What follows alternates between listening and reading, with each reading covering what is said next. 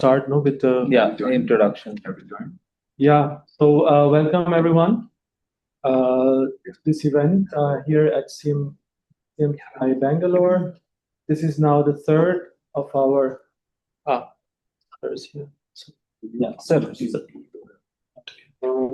So this is now our third and final event on the EU-India Information Networking event on the coordinated topic with India on recycling of EV batteries under the TTC.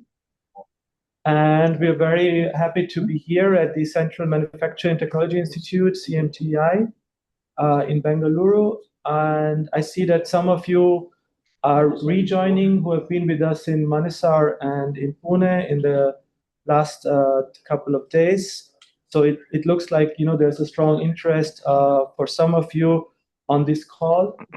Today we do the similar exercise as we have done in the last previous two events.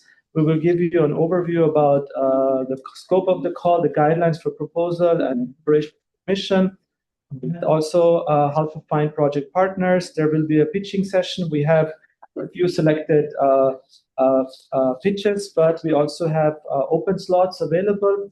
So if you are inspired or interested to present, we will ask you towards the end of the session, to come forward. There are a few suggestions we make. This is an opportunity for you who are attending today to network, those who are here on site, but also those who are online.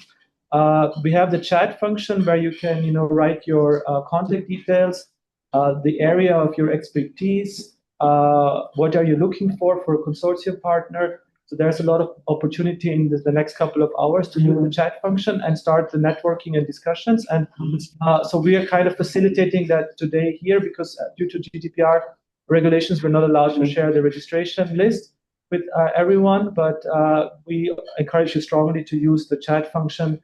And of course, use also, pose your questions to the speakers. We will have a Q&A session after the first part of today's event. And I think that's the main points from my side now. I would like to welcome Mr. Pierrick Filon-Ashida from the EU delegation in Delhi to give the opening remarks and a bit of a background about Horizon Europe and this particular EU-India flagship call. Pierrick, thank you so much for joining. Mic is yours. Yes, hello, thank you, Samrat. And good morning to the colleagues who connect from Europe. It's a morning in Europe. I am based in Delhi at the EU delegation, and we have colleagues around the table, especially Dr. Vivek Dam in the team, who will give you today all the details on this EU and India call. I also would like to say hello to all the Indian colleagues who are joining now. I can see it's already 38 participants. It's encouraging. And I want to thank MHI, Ministry of Heavy Industry, Mr. Ankit, who is also going to speak. Also would like to say thank you to the Manufacturing Technology Institute. It's appreciated that you host this event. As Dr. Samrat just said, it's a third dissemination this week. I will give you a few points on the reason why the EU is teaming up with MHI.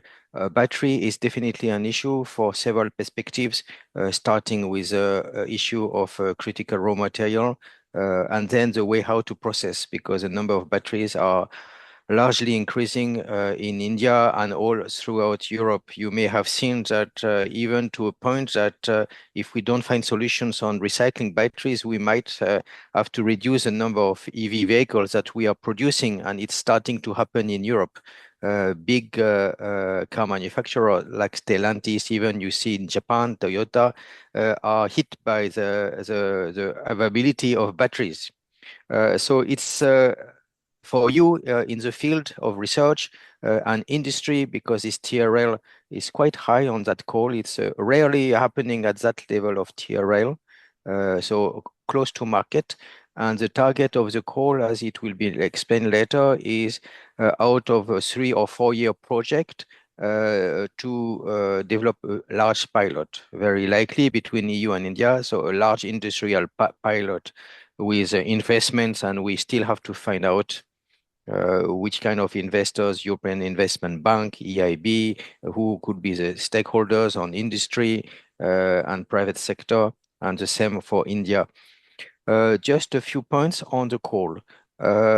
You will get the details. It's very important to understand the scope in order to make sure that your proposal is hitting the target. So, for example, how many partners you need, it will be explained on both sides. What kind of deliverables are expected. It's an equal cooperation. It means the equally treating the Indian and European partners with property rights. So the consortium has to also be convinced and convincing the review panel that you are going to develop NDA, non-disclosure agreements. It must be clearly put in the proposal. A third element is this call is driven and targeting deployment, as I just explained. So you need industrial partners on both sides, but you equally need still science and researchers. The call is very important with a deadline. Unfortunately, it falls very soon in the summer break in Europe, which is not the case in India. So for the Indian partners, you have to run fast in June, and you have to continue running despite the summer and continue to link with the European. Because the deadline is the deadline. And the last point is there will be only one project, so don't be afraid. The competition is high, but it's always the case. But here, the target is to have one project in order to have a single project, and I already mentioned that in Gurgaon on Tuesday for our first meeting to participants, in order to make sure that we have a critical mass. The EU and India could have financed 3-4 projects with the same amount of money, but here the idea is to go big. So don't be afraid to involve your partners. Don't be afraid to have in your consortium maybe competitors later on. But the target is definitely to go with a critical mass, because it's a sector which still need a lot of actors. And this is why we have the call is complex. And for each of those actors, we need finance. So that's why we have decided with India, MHI, to have only one project out of it. And I wish you all good luck. It's not because you are not going to be selected that you will be left out. In fact, whoever consortium will win will have an obligation to link with the rest of the community, the rest of the industry community and the scientific community. So it will be an obligation put on them, and you will be likely able to connect with a successful project. So all the best, and all the best in Bangalore. I'm sitting in Delhi, as I mentioned. It's quite hot here. So I believe it's better in Bangalore, but I wish you all the best in the meeting room and online with a pitching session afterwards. And thank you, Samrat, and thank you, Vivek and Kit and all the colleagues. Back to you. Thank you so much, Pierrick, for the opening remarks. And I would now also welcome our distinguished director of the CMTI here in Bangalore, which is our host today, Dr. Naga Hanumaya, who will now give the opening remarks on behalf of the host. I think, sir, you will also give a brief overview about the institute, right? Yeah.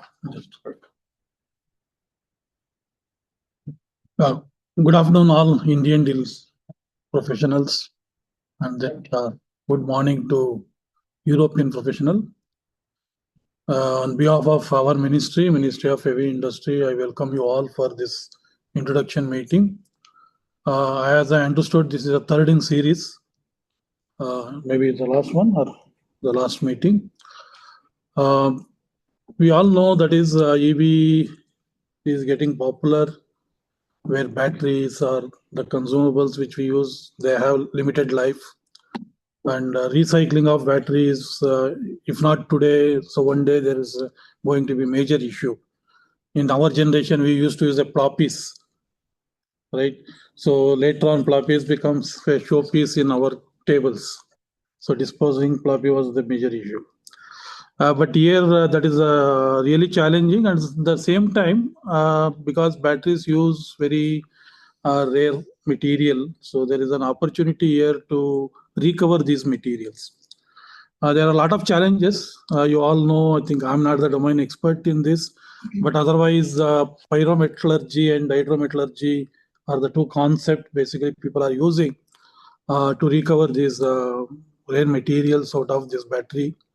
While doing this, there are, apart from the metallurgy, there are a few other aspects. Maybe this who are willing to put up a proposal.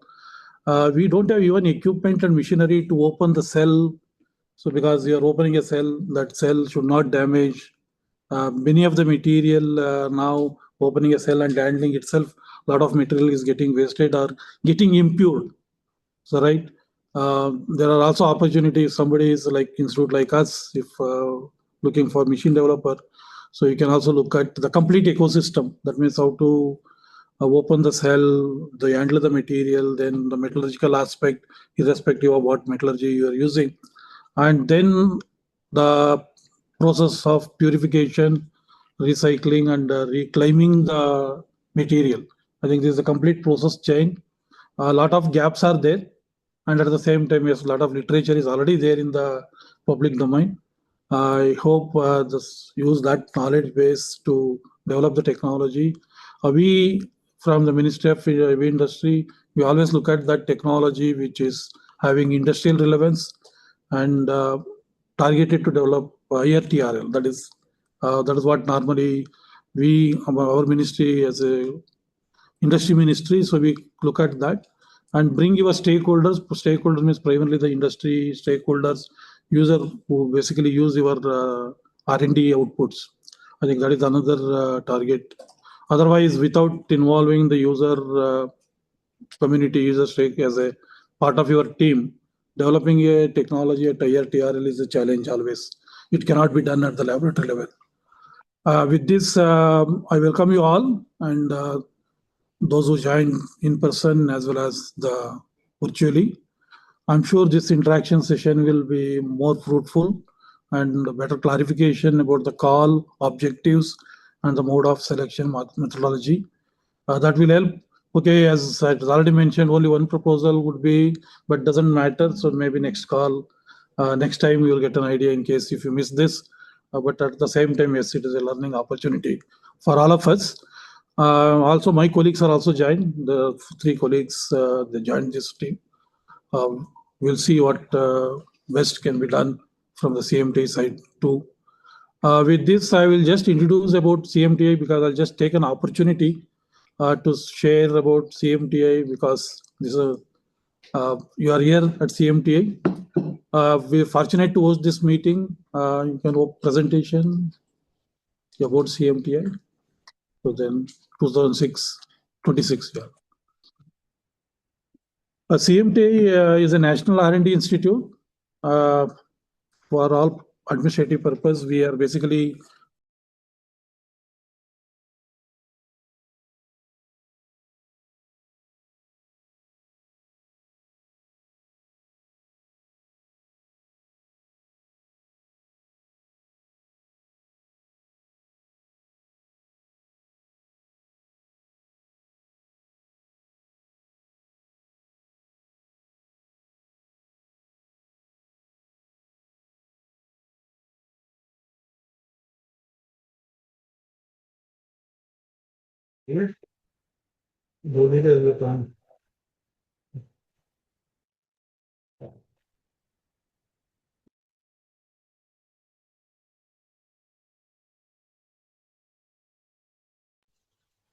Vivekji, I think your mic has got muted.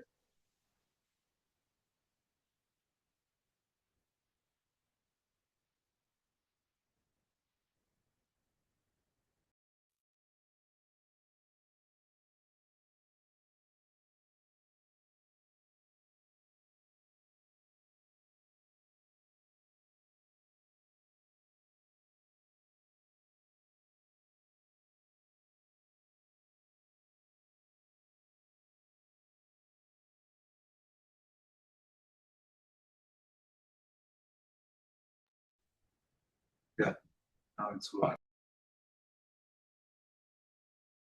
Again, I think it was. Yeah. Okay, now it is okay. Yes, it's okay now. Oh, sorry. Thank you, Ankush. Oh, sorry, in case if you missed, I welcome you again, all of you, for this interactive session on behalf of our Ministry of Heavy Industry. I think that is what I spoke about. CMTI, we are National R&D Institute under Ministry of Heavy Industry, established in 1962. Since then, we are basically focused on machines and process technology that are new to India. That is what the domain we address. Our activities are like three verticals primarily. One is the technology development, which are not there in the country. Here we seek the funding from either by participating against call, or our customer will approach to us and to get the solution for their problem. We design, develop the systems and supply. So then we have 10 research laboratories. Those laboratories are well equipped with state-of-the-art facility. We offer testing, calibration, and inspection services. We call TIC, testing, inspection, and calibration services, including consultancy. These are all different domains relevant to mechanical engineering primarily, although now we started doing something on the nanomaterial characterization and also the electronics domain. The last vertical is the training. We basically conduct a series of training, at least 50 plus training program, scheduled program, plus another 50 is a kind of a corporate training program. That corporate training program means any of you are looking for a training, specific training program.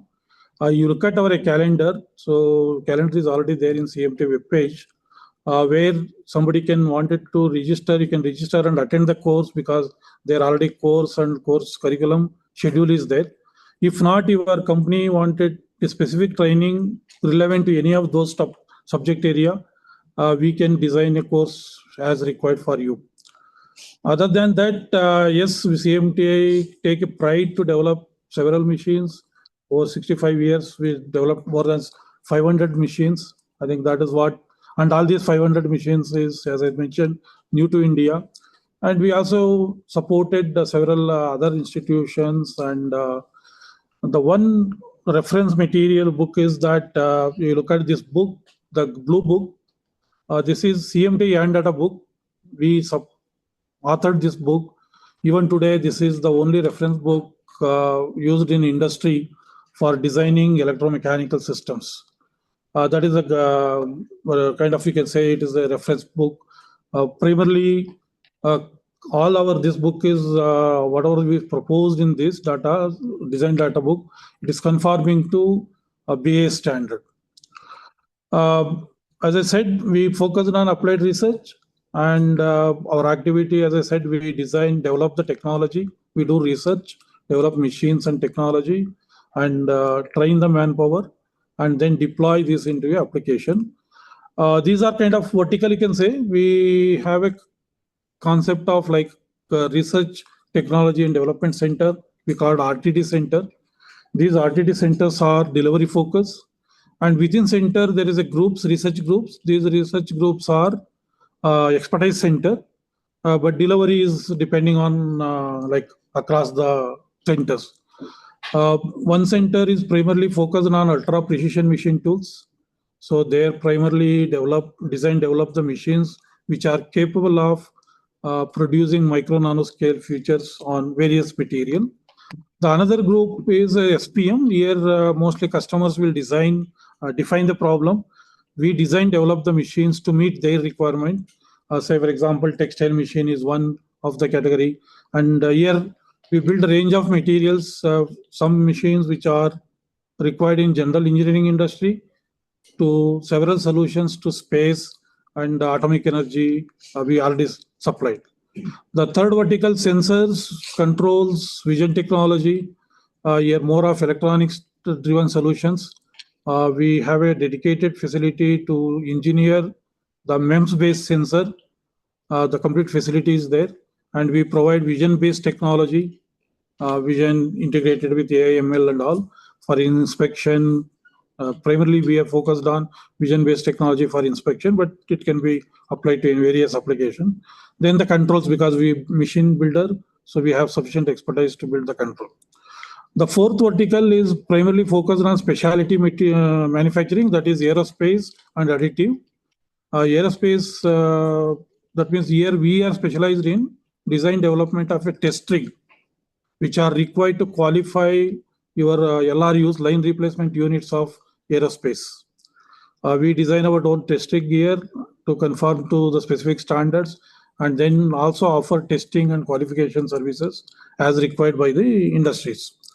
And additive manufacturing is another activity within that vertical. Here we primarily focus on metal-based additive manufacturing, both design development of additive manufacturing machine and also offer services. If time permits, you can visit the lab. Recently, we built a additive manufacturing machine, which has a large built volume of 1 meter cube. That is a DED machine. The last vertical is micro nano manufacturing. That is,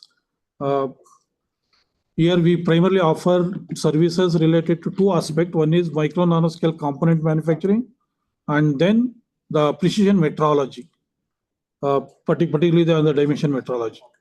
So apart from that, yes, we conduct series of training, skilling and reskilling, and networking, technology transfer, and consultancy with respect to technology acquisition also. We also provide technology acquisition and also adoption to the new product line.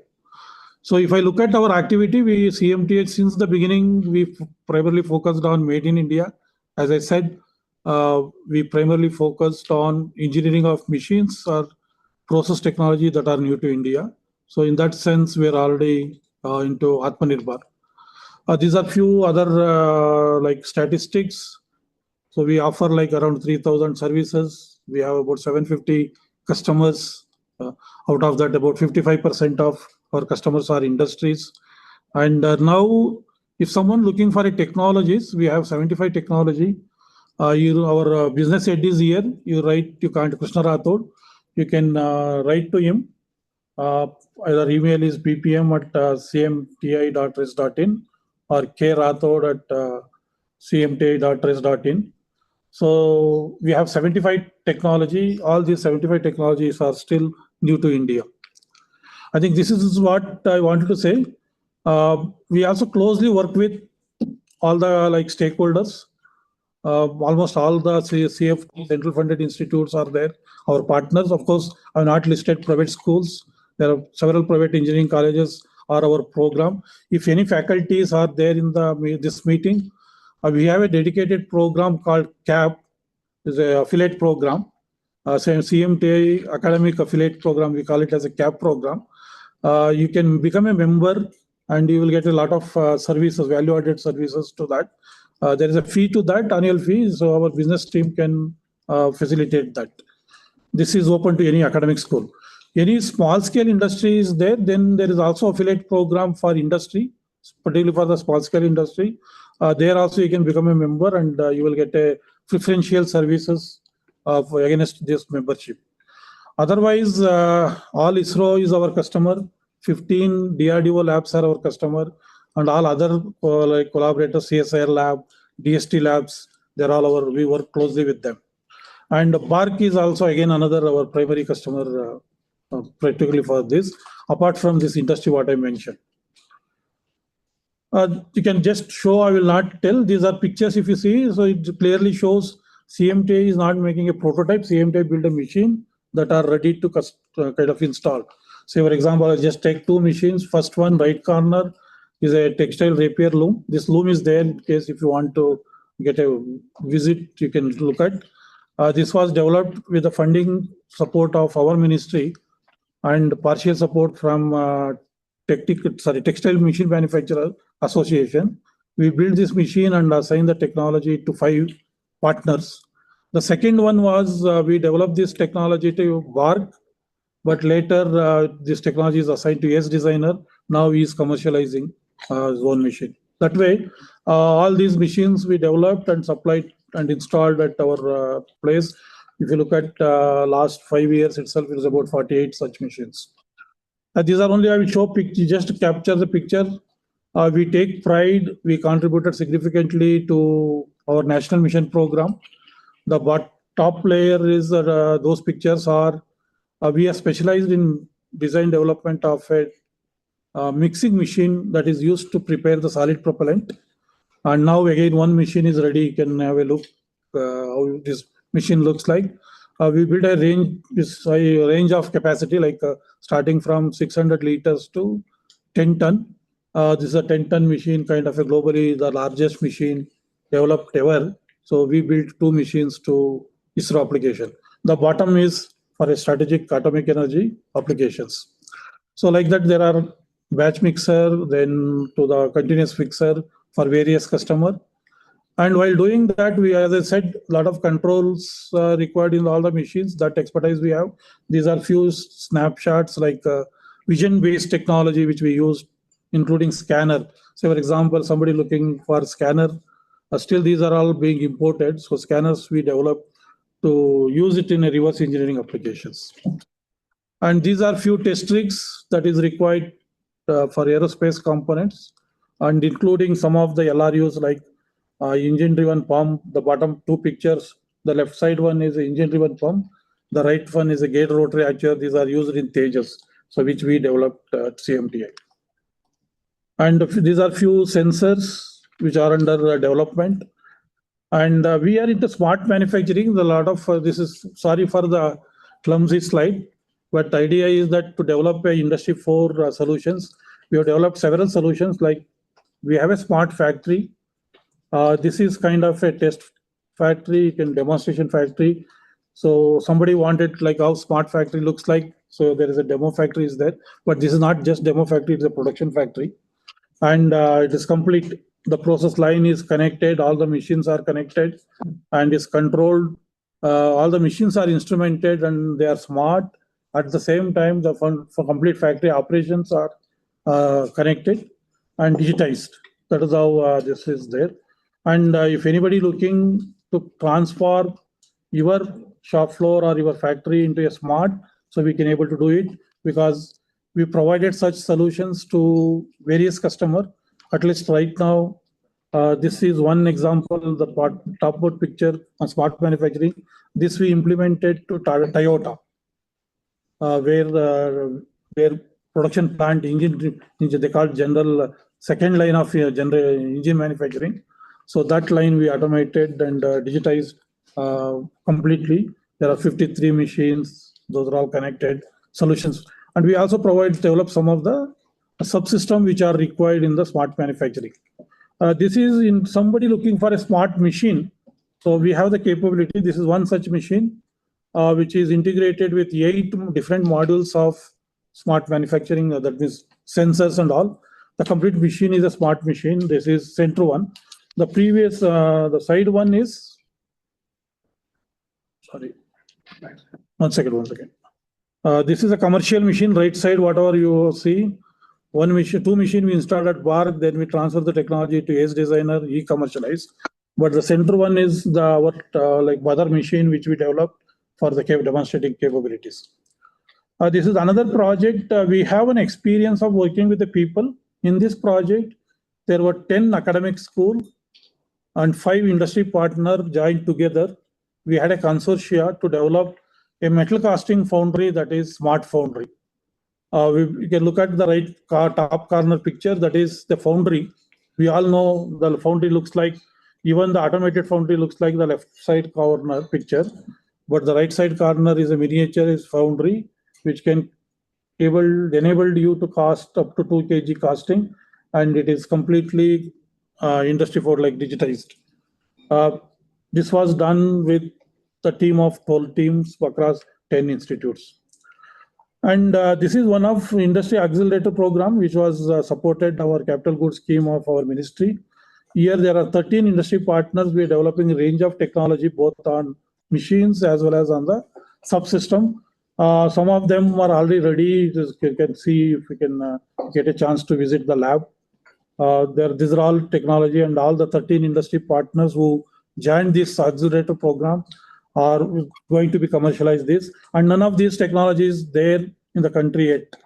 So that's the way we have developed. These are all just photos. This is what the red bottom corner, which I mentioned, that is additive manufacturing machine, which we developed. This is the largest additive manufacturing machine, which has a built volume of 1 meter cube, built with 100% domestic content. So that is a kind of focus domain what we try to address. And if you look at, this is an example for the winding machine which are required for your motors, particularly for the smaller motors, drone motors and all. We build around 7 machines which are required, the complete production line. Here there are 3 industry partners are there. So this is like 20% come from industry partner and 80% from the state. So additive manufacturing line, we have complete line. We can offer you the component manufacturing if you want, of course, on the metal. Otherwise, I have built a machine, microstereolithography, which is capable of building 3-micron features on photopolymer-based component. And we also build a range of, that is what I mentioned the previous slide, the DED machine. And we also build another machine that is to require to finishing, that is polishing the AM part. Parts built with the AM, metal AM is still rough. You cannot use it. So then you can do the polishing. That machine, polishing machine is also built. That is abrasive flow for machining. And AM for food. So this technology is again ready. If anybody is looking for a technology interested, you can able to transfer now. This is, we can print the food at minus 18 degrees Celsius. Is it edible food by 3D printing? And so that means food itself, there are 2 versions. Right now, this is only one picture is shown here. This is for food, frozen food, but we also have a medical nutrition food machine, which we built. So next 5 years, basically we wanted to venture into few more domains which are new to India. I think one may be quite relevant to this kind of the audience. We are basically targeted to develop battery manufacturing machines, the complete production line. We target that like 10,000 lithium-ion battery for a specific format. This is one project, one program. The another program is the textile machinery, the range of textile machineries, then auto electronics, then semiconductor equipment, and 2 more is our core domain, that is advanced machines with high-end machines, and then including the metrology equipments and all. So when we do this, there are 2 components. One is a machine itself and another is a CNC controller. I think what is an advantage is here is you can now CMTI capabilities, you can say, if you are importing a machine, I'm talking about high-end machine, I think we can able to build same machines at a cost of about 60 to 70% cost. I think that is a major advantage of engineering the capital goods in the country. That is what our experience says, last 65 years experience. This has happened there. I think I'm sure you must have read there. So when we do this, yes, this is kind of expertise what we have, because this is a multidisciplinary. There is a machine design, building, control, software, and the basic mechanisms. In this case, is a multimaterial laser processing. But depending on the process domain, what you do, then optical design, that kind of experience. And we are not just system integrator, we build a machine from first principle. I think that is what, that means we scientists build the science, understand, and we also look at the freedom of operation of patenting and all when we build our solutions. I think I'll stop it here. Thank you very much.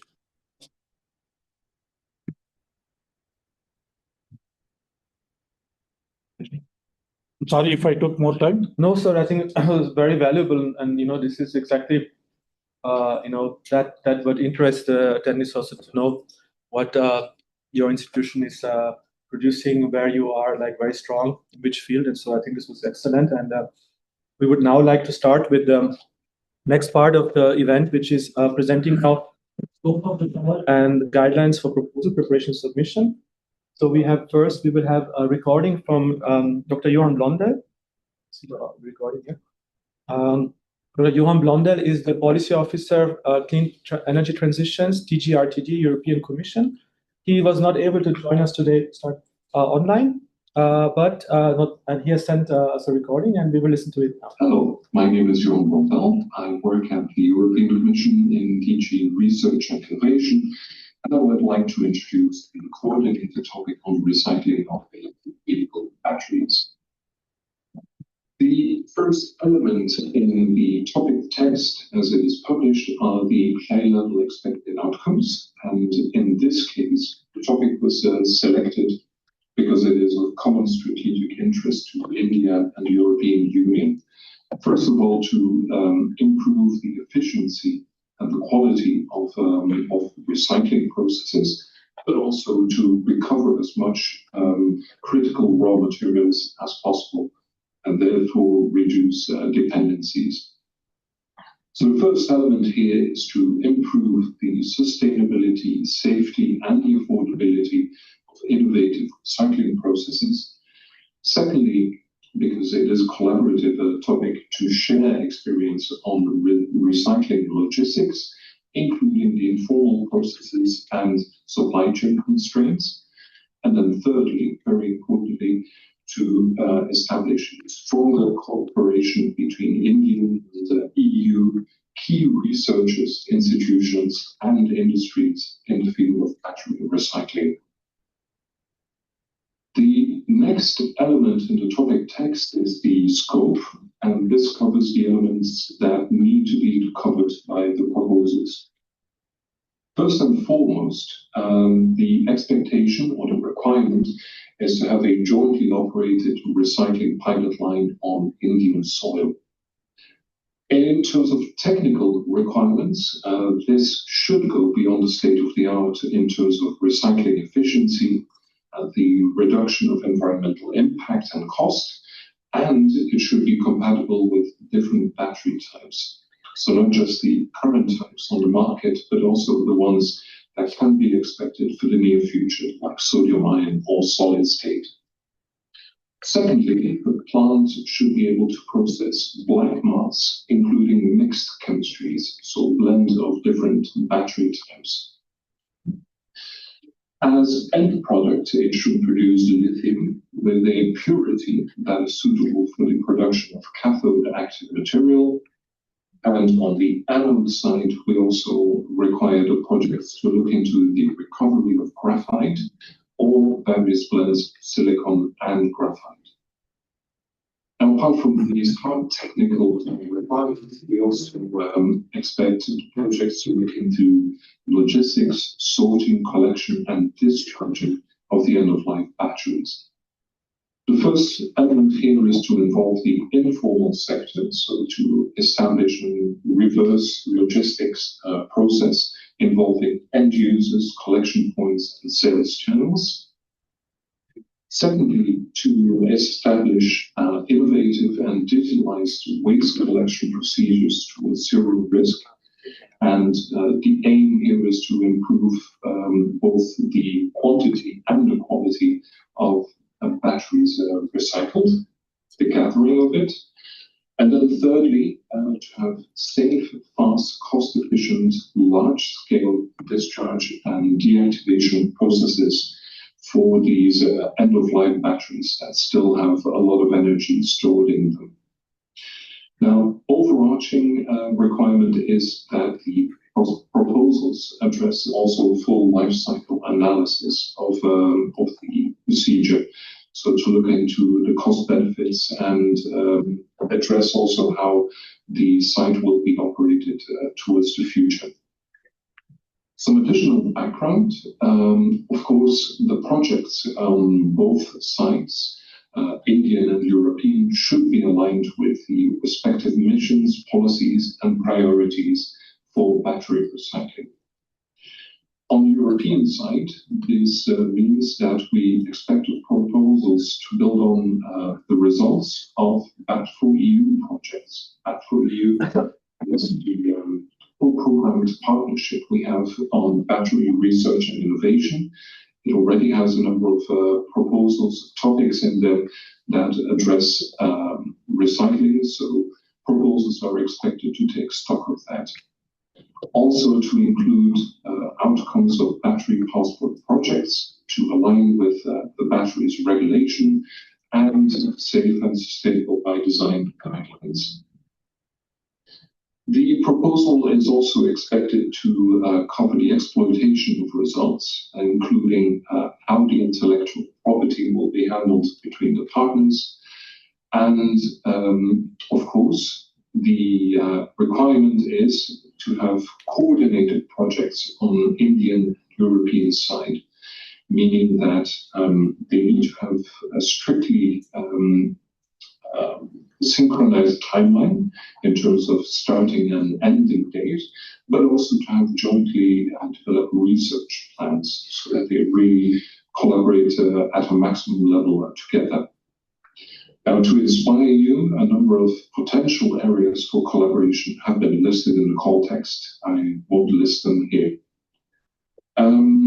With that, I would like to wish you the best of luck in the preparation and submission of your proposals. And I would like to thank you for your attention. So this was a presentation by Dr. Johan Blondel about the scope of the call. I think it was very clear and concise. And now we will have a joint presentation by Dr. Vivek Dham from the EU delegation and Mr. Ankit Agarwal from the Ministry of Heavy Industries. Both of them will now speak about the guidelines, proposal preparation and submission. So this is a very important part now. I encourage you all please to listen carefully, but also we will share the recordings and the presentations with you beginning of next week, so you can revisit everything. Can you open the presentation? The first one first.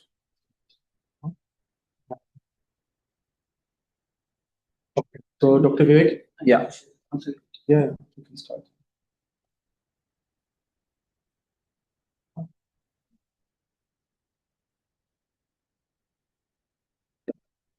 PDF, please make it a full screen if it is possible.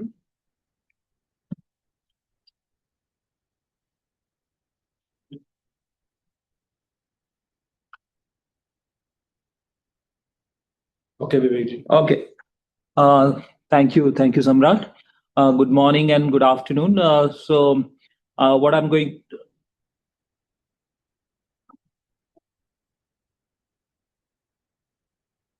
Just a minute, we are just trying to set up a presentation.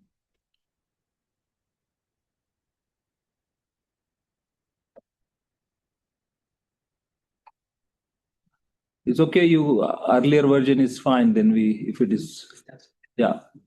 Could you please confirm, Ankitji, is it visible, the presentation Yes. is visible? Yeah. Yes, Ramji, it's visible, quite clear. And okay, thank you. So I'm going to give a brief presentation. I think this is the third time I'm giving the same presentation, so I will not go into the details, but I will try to pass the keywords so that we can save some time and have some questions if you have still further clarification needed. So this is a joint presentation of European Union and MHI. Next slide, please. So this is what I will just cover in next 15 minutes about the call scope as well as participant consortia formation, funding modalities and proposal preparations and submission timelines. So already Pierre had mentioned the background of this particular initiative. It is EU-India Trade and Technology Council. So these are very top-down projects. These are not really ordinary projects. These are flagship projects monitored at highest level. So we are really looking into potential and tangible deliverables from these projects funded under the EU-India Trade and Technology Council. So from the EU side, the total funding for a European consortium will be 9.4 million euros, and the Indian consortium will get 65 crores.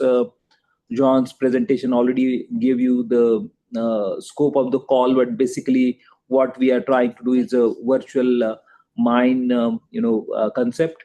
So we are giving this top-down challenge for both Indian and European innovation and industry community to solve the upcoming problems in this area. So this is a snapshot of this call. Basically, to refer to a scope of this call, I will highly recommend only go through the Horizon Europe document, and the call topic code is Horizon CL 520609 D204 is the code. Basically, all the information what you will also find on MHI's website as well. The project, one project will be funded. It will be of a duration of 36 months maximum. You can have a less, but 36 months is what we are anticipating could be an appropriate time to deliver pilot plant. Then TRL 78, that is what we are expected.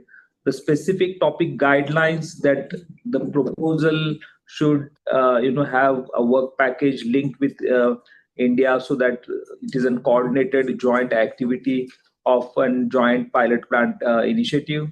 So the Indian entities in a European side submission should be labeled as an associated partners, so that the Indians will not sign the grant agreement. MHI is trying to have a similar, participation, reciprocal action and participation from Indian side. So Indian MHI had put the condition that minimum three Indians and minimum 3 Europeans should be part of it, because any Horizon proposal, the Europeans number is minimum 3 Europeans. So to have a balanced consortium, you can start from 3 Indian partners as well. So all the information is available on the funding and tender portal. This is the keyword where all the information, the call will be available. On the same page, you will also have a submission of this particular proposal available, and also partner search, or the people who had already expressed the interest for this specific topic, looking for a partners or having ideas and trying to build a consortium. So MHI had already published this call on their website. On the guidelines for Indian applicants are available. So please go through the guidelines for Indian applicant. They had made a very thorough document. This is very useful because before you also start thinking about the proposal drafting, all the terms and conditions needs to be comprehended correctly, so that later on you will not have any issue. So this is already available and you can download from the MHI website. These are the basic conditions which I already mentioned, that the minimum 3 Indians and Europeans who are jointly developed proposal should be the part of it. So the EU eligibility condition, as I mentioned, as per the Horizon Europe regulations, minimum 3 Europeans are needed to be part of this consortium. Out of that, 1 to be from the European member state, and you can have more partners from other European member state or associated country. I will give you the slide which is presenting all the 51 countries which is part of Horizon Europe program.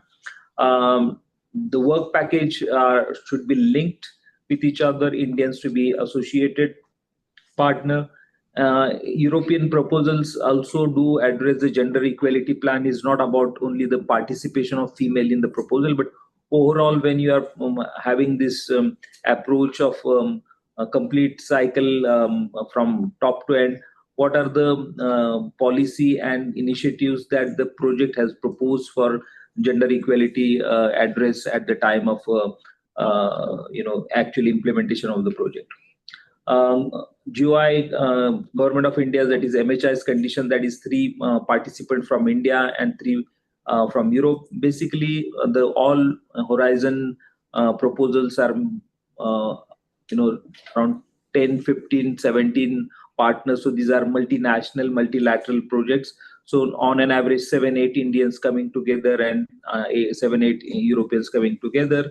So you are free to add more partners. The proposal should be jointly developed. Proposal should be led by industry, which is registered in India under the Company Act. The land is required for this pilot plant should be given by the consortium. with the free of cost. That is what the MHI is expected from the consortium. After the completion of the project, that is 36 months, the pilot plant should have a commercial viability for 2 years. This has been well defined in their guidelines. Who can participate? Basically, from the European side, anyone can participate as far as their legal entity registered in European countries or the associated country.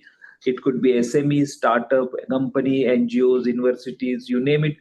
The capacity to contribute to solve the problem, anyone, any organization is welcome to be part of it. From the government of India, the consortium to be led by industry. So that is one prerequisite. In addition to that, you can have more partners from academic institutions, research institutions, R&D centers, autonomous bodies. The lead coordinator from India, that is the industry, should have at least a net worth of 25 crores at the time of submission of application. This is also a requirement which MHI had put forward. So this is what I was mentioning about the EU member state and associated countries. These are multinational, multilateral programs. So if you see, the horizon is core membership of 27 European countries. India has a very strong bilateral connections with France, Germany, with Belgium, Netherlands, Denmark. So you name it, these are the very strong countries with whom India collaborates. Indian entities are collaborating. In addition to that 27, there are 21 countries, namely UK, that is United Kingdom, Norway, Switzerland are strong partners with India. Recently, the horizon is also joined by Japan, so you can also add the partners from Japan as an associated partner in the European consortium. So these are all the group of 51 countries. You can find the partners for the European consortiums. Consortium formation, as I mentioned, 3+3, one work package jointly developed and industry to be led. This from the Indian side. European side, anyone has an experience to lead the consortium is highly encouraged to be a coordinator. So one single jointly developed technical proposal should be submitted to both the funding agency. Basically, financially, they are separate project, but technically or scientific challenge should be one project. So whatever you are going to develop in next 90 days, it will be the joint proposal, that is part B of the proposal should be common to both the sides. Funding for Horizon, so European side and profit entities will receive 70% funding from the Commission, 100% to the non-profit entities, but these are quite a standard regular rules which the Commission applies, and Europeans are well aware of that. It is a lump sum funding rule applies to this particular funding. So Indian partners are should be listed as an associated partner in an administrative part of the European proposal, that is part A, which is explained in later slide what is this particular, where to mention the Indian side. Similarly, the government of India, I will ask Ankit ji to just step in for a couple of slides to explain the MHI's rule. Thank you, Vivek ji. Thank you very much. So good morning and good afternoon to all the participants. So basically, the government of India funding rules apply to the Indian applicants. Up to 80% of the approved project cost would be funded for the Indian applicants, capped at a ceiling of rupees 65 crores. And minimum 20% of the contribution, which is balance, has to be brought in by the consortium members. May or may not be divided amongst the consortium members. It can be funded singly by one member, or it can be distributed according to the work packages. That is as per the consortium members to decide amongst themselves. Any in-kind contributions like existing staff salary or use of current facilities or use of current equipment or buildings, that is presently not foreseen or allowed and will not be counted as a contribution from the consortium members. And Government of India shall exclusively reimburse the costs to the Indian coordinator or the Indian lead partner who will subsequently be responsible for distribution of the grant to the consortium members. And upfront 10% of the advance limited to 6 crores against a secured bank guarantee has to be provided for receiving the 6 crores advance that is envisaged in this project. What counts as the eligible cost under this project from Government of India? It includes plant, equipment, and machinery limited to 60% of the approved costs. Then research and development, civil works, personal manpower, consumables, travel, and any overheads and other project costs with the percentages mentioned herein as also replicated in the guidelines. So the key funding rules and the limitations, all consortium members must follow the Government of India guidelines and abide by the General Financial Regulations 2017 and the subsequent amendments. And though it's not a mandate, the Indian members may incur the expenses within India. And the land costs, as Vivekji also told earlier, will not be funded and has to be brought in by the consortium. Land cost again will not constitute a 20% contribution from the consortium. So may I go to the next slide, please? So the key conditions for the Indian applicants, it is an industry, it's supposed to be an industry-led consortium. And as mentioned earlier also, the industry must be registered in India under the Companies Act 1956 or 2013 and must have a net worth of 25 crores or more. Again, to repeat, up to 80% of the approved project cost limited to 65 crores would be funded by Government of India, and the balance 20% or more has to be gotten by the consortium. Land will not be funded, and the project must demonstrate commercially viable operations for minimum 2 years after completion. That is a key requisite of the technology and the plant that is being set up. The project sustainability projects must clearly mention their commercialization plan, their operational continuity and offtake arrangements, and financial sustainability beyond the grant. Civil works, again, will be capped at 10% of the project costs. Next slide, please. So, just to repeat once again, the tangible outcome expected from this call is technology which is developed to a commercial environment, and a plant has to be set up, meeting the TRL 7 or 8 targets. That is the pretty much tangible outcome. Again, this is a key area to look at, the IPR and the consortium agreement. So the IP generated under this project, under the funding from Government of India to the Indian consortium members, that IP shall remain as a joint IP of Government of India and the Indian consortium members. And 3 years of a period would be provided after the completion of the project to the Indian consortium members to extract the commercial and the tangible benefits of the IP developed. Any IP developed by Government of India's support under this call by an Indian consortium member after the 3 years period would have to be shared at the discretion and the direction of Government of India without any royalties or any cost to the Indian consortium members. The Indian consortium members can also share this royalty after the 3 years period with the consent of Government of India and MHI. So next slide, please. Yeah, so I think Vivekji, please take it ahead. Yeah, so basically what Ankit was trying to say, this IPR guidelines, we want to make, because these are higher TRL projects, so we want to make sure that the consortium members discuss the IPR between Indians and Europeans at the time of day one and not later, because then we had observed that there are a lot of misunderstandings and issues arise at the time of implementation of the project. So choose your like-minded, pre-discussed partners which have agreed, understood this particular side. Basically, the Europeans will follow the European IP rules and regulations. So where both the sides will interact is, or the agreed on this particular topic will be a consortium agreement. So we urge both the sides to look into this matter carefully from the day one. Again, as I mentioned, these are like a two submission process, parallel submission process with one scientific joint proposal So the European side, it will have two parts of proposal. One is administrative form, and the second is scientific form. So administrative, where the European coordinator will take care of this particular handling of the submission of the proposal, but the Indians are needed to feed in their information to the European coordinator.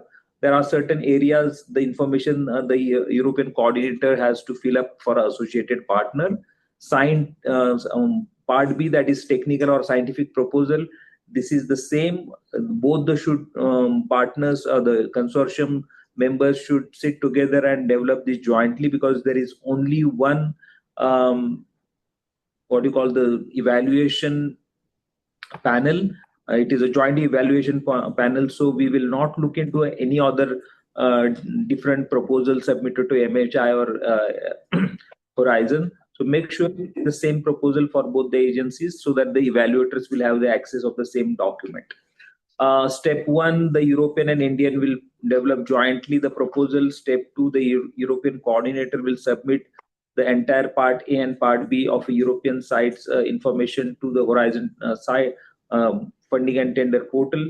The Indian coordinator will submit part B and the financial annexes, which are already available on the MHI website, with the financial detail and fragmentation of the cost to MHI via email on 15th of September, I think 23rd, 23 hours. That is the deadline they had given to them.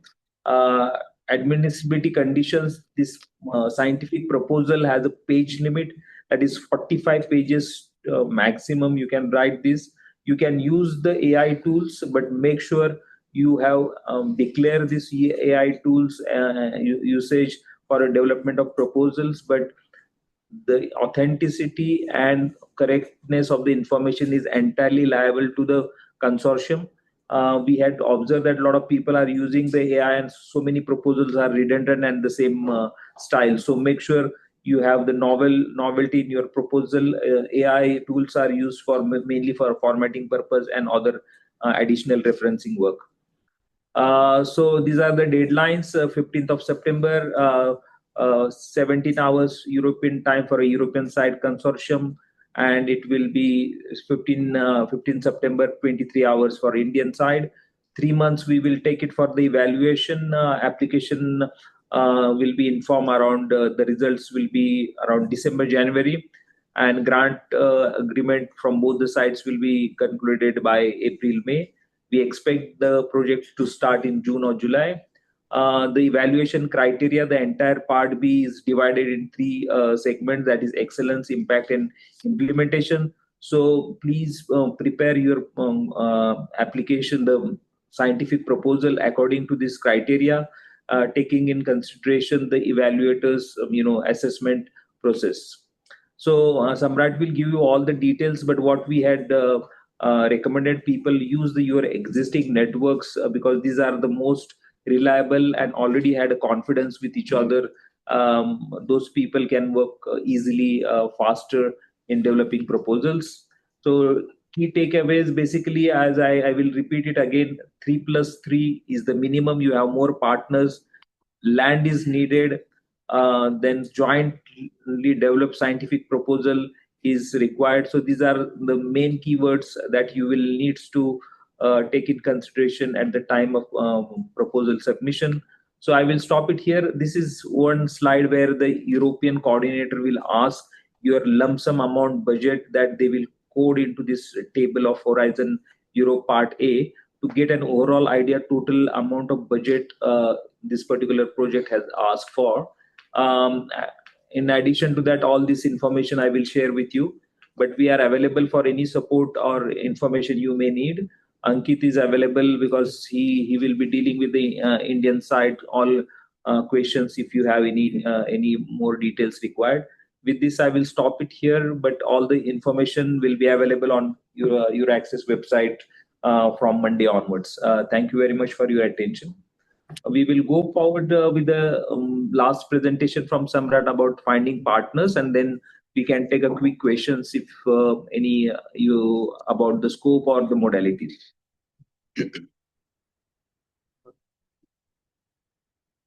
Thank you, Ankit and Vicky. I think now, in the meantime, you are both like very experts in presenting the guidelines of this call. So what I will do also very shortly, because we already had this 2 times in this week, giving you some ideas how to find partners for calls under the Horizon Europe program. So like this call, most Horizon Europe calls require international consortia. That means 3+ legal entities from the EU or associated countries to the program, plus non-associated countries like India can also participate, not as beneficiaries, but as partners, except if the call specifically mentions India as an eligible partner, beneficiary, or there are exceptional circumstances which the consortium can justify that the Indian partner should be funded. Now, finding the right partner, of course, is very crucial for any kind of project success and to be, of course, competitive. As we have heard, this is an extremely competitive call.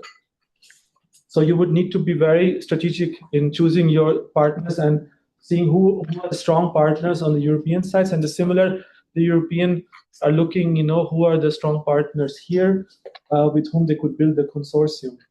Now, how to find a partner? We always recommend, if you don't have a network in Europe and you're looking for strong partners, use the European Commission's Funding and Tender Portal. Now, the Funding and Tender Portal contains an overview of all the open calls on the Horizon Europe and forthcoming. Here you can find expression of interest. Under each call, there is an option to look for partner search. I will show it in the next slide. And in the partner search, you will see that currently for this particular call, there are more than 60 expression of interest from European companies and organizations who are looking for experts, partners who want to, either they already are building up a consortium and they are looking for experts to join them. Another important platform we always recommend is known as CORDIS. This is a project database by the European Commission. Here you will find all past or ongoing EU-funded projects. So if you go into the CORDIS, if you just Google CORDIS, you can search here for battery. You just give a keyword battery and you will see all the calls which have been in the past funded under battery or recycling of EV batteries, for instance, you can see. And you will find who are the institutions, who are the organizations who have been successful in these calls. So that gives you a good understanding of the institutions, and most likely those institutional organizations are also applying for this call. So you can find in CORDIS, in this database, you can do some research, and you will find the list of institutional organizations who are participating or who have been successful. Of course, all of you are on LinkedIn, ResearchGate. You can find your peers through that.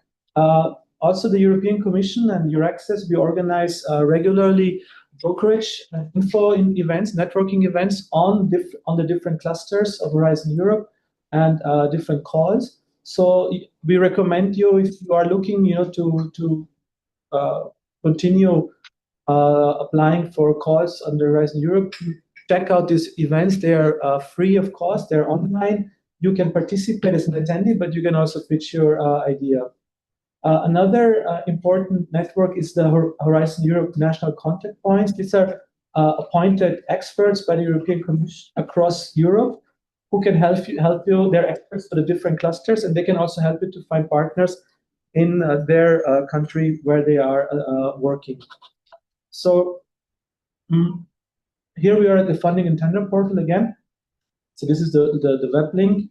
Now, once you open it, you have a search button, and there you can give the exact call ID if you know the call ID, or you can just give a keyword, and you will see what are the open calls under this cluster or under this specific call topic, and then you can open the partner search tab, and then you can browse the expression of interest. And as I said, for this EU-India battery call, there are more than 60 expression of interest from researchers, scientists, companies in Europe who are looking for partners. And as you know, this call needs Indian partners. So it's a very good way to reach out. Of course, our info event today is also an excellent opportunity, but you can look at their content info, their expertise, their partner roles, and You can even filter the results by country, organization. And you can also submit your own expression of interest, make yourself visible, right? I think that's also very good. However, if you are making yourself visible, we always recommend that you should align your expertise with the outcome of the topic, with the topic's objectives. It's very important for the European partners to know that you understand the call, right? That you're an excellent scientist, you're an excellent R&D company, that's for sure. But for the European partners, it's very important to know how could you fit into the consortium, right? Because the consortium, of course, here it's a joint call, means we'll have a coordinator on the Indian side, but also there will be a coordinator on the European side. But of course, the Europeans have a better understanding of the program, so they will be in certain parts of the proposal, they will be in the lead, right? So you should be very clear about what you can contribute or what you're looking for. Like, for instance, because this call requires to have the plant in India, so you are, of course, more on the ground, the experts. So that will make a huge impact on the European partners to know that you are strong here to join you for a consortium. Okay. Yeah, you can also, of course, use your Access partnering tool. We also have this opportunity for researchers and organizations. Now, if you're looking for partners, be clear about your expertise, your capacity, expectations. Try to attend EU info days and matchmaking events. That shows that you have really a strong interest in Horizon Europe, and that makes you more visible and for the Europeans. You can contact coordinators from prior calls, projects, and as I said, customize your pitch always with the call's expected outcomes, and try to stay active on these EU platforms like Euraccess and the funding and tender portal. Now, just in 2 minutes, Euraccess is an initiative by the European Commission to strengthen international research collaboration between the EU and India. We have different kinds of services for researchers and organizations. We have a job and funding portal where you can find thousands of job offers on a daily basis in all scientific fields. We have also a partnering tool. We have information assistance for incoming researchers, and we have a global team of officers across the 9 different hubs who also help to connect you not only with Europe, but also with their respective countries. So you can see this is our team globally. We are having hubs in North America, Latin America, India, China, Africa, Korea, Japan, ASEAN, and Australia and New Zealand. So the Euraccess project is running since 20 years, funded by the European Commission. You can see all the activities which we are doing. This is we're I think a very strong networking and promotion tool for Europe here in India. Just to give you the figures, you can see that 60,000 job vacancies are published annually on the portal. More than 20,000 organizations and universities are registered, and thousands of funding and mentorship opportunities are available every month. Portal. So if you are interested to know more about EU-India research collaboration, funding and fellowship opportunities in the EU, we recommend you to sign up to here's our website. You can just sign up and you will get all this information firsthand and on time on the Euraccess into your inbox. So very happy to talk to you through social media. And if you have any questions regarding funding and fellowship in Europe, always you can write to india@euraccess.net. So I cut down a bit my presentation because we're already rerunning it now a few times this week. But just remember Euraccess India. As I said, we are on LinkedIn. We have newsletters. We have news alerts. So whenever there's a funding opportunity available for Indian researcher scientists, we are the first to publish it. So just keep an eye on us, and we're happy to assist you, of course, also if you have any questions regarding this call or any EU India program. Okay, that was from my side. Thank you so much. And I would say, Vivek and Ankitji, we can now open the floor for questions. So if you have any questions, please here in the room, I would say we start. You can briefly introduce yourself and then ask your questions to the expert speakers. Ankitji is here and Dr. Vivek. And also we have our colleague from the Netherlands Embassy, Mr. Arun, who can also maybe share a bit about Netherlands approach to this call, because there are research organizations from the Netherlands who are interested. So maybe we can also have Arun come in. And we also invite all the online attendees, please, if you want to, this is the last chance now this week. as they say in Indian airport, the last and final call. You please, raise your hand, and we will give you the mic to ask your question. But we start with our participants in the room. So if you have any questions, yes, please introduce yourself, please. Hi, this is myself, Dr. Debayan Bose, and I'm representing Global Business Inroads as a Senior Tech and Innovation Associate. So just wanted to know, so any upper limit to the number of participants?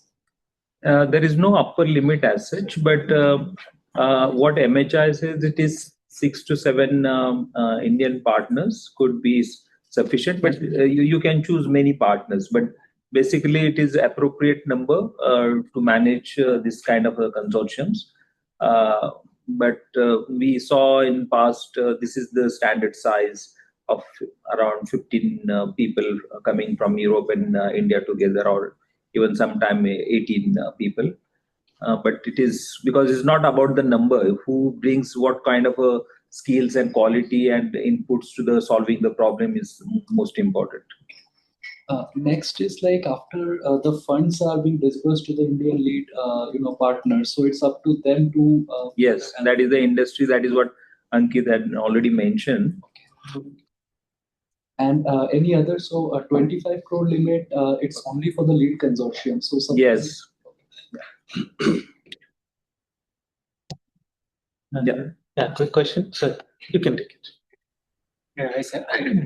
Myself is Dr. Devraj Misra. I'm working for a Korean recycling company here in India. Name is Sangil India Recycling.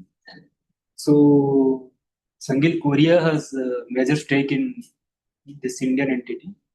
So my query is, being part of MNC, are we eligible to participate in this scheme? See, what MHI had mentioned, okay, that the 51% of ownership of the company should be Indian citizen. Okay, so basically it is they want an Indian company to be the lead to have eligible funding from MHI. But in your case, your parent organization or headquarter can part of it, because South Korea, if you have seen the associated, they can be part of this European side consortium. The EU will give them the funding. Okay. So you can enter the other way around, but from this way, it is not feasible as far as the funding is concerned.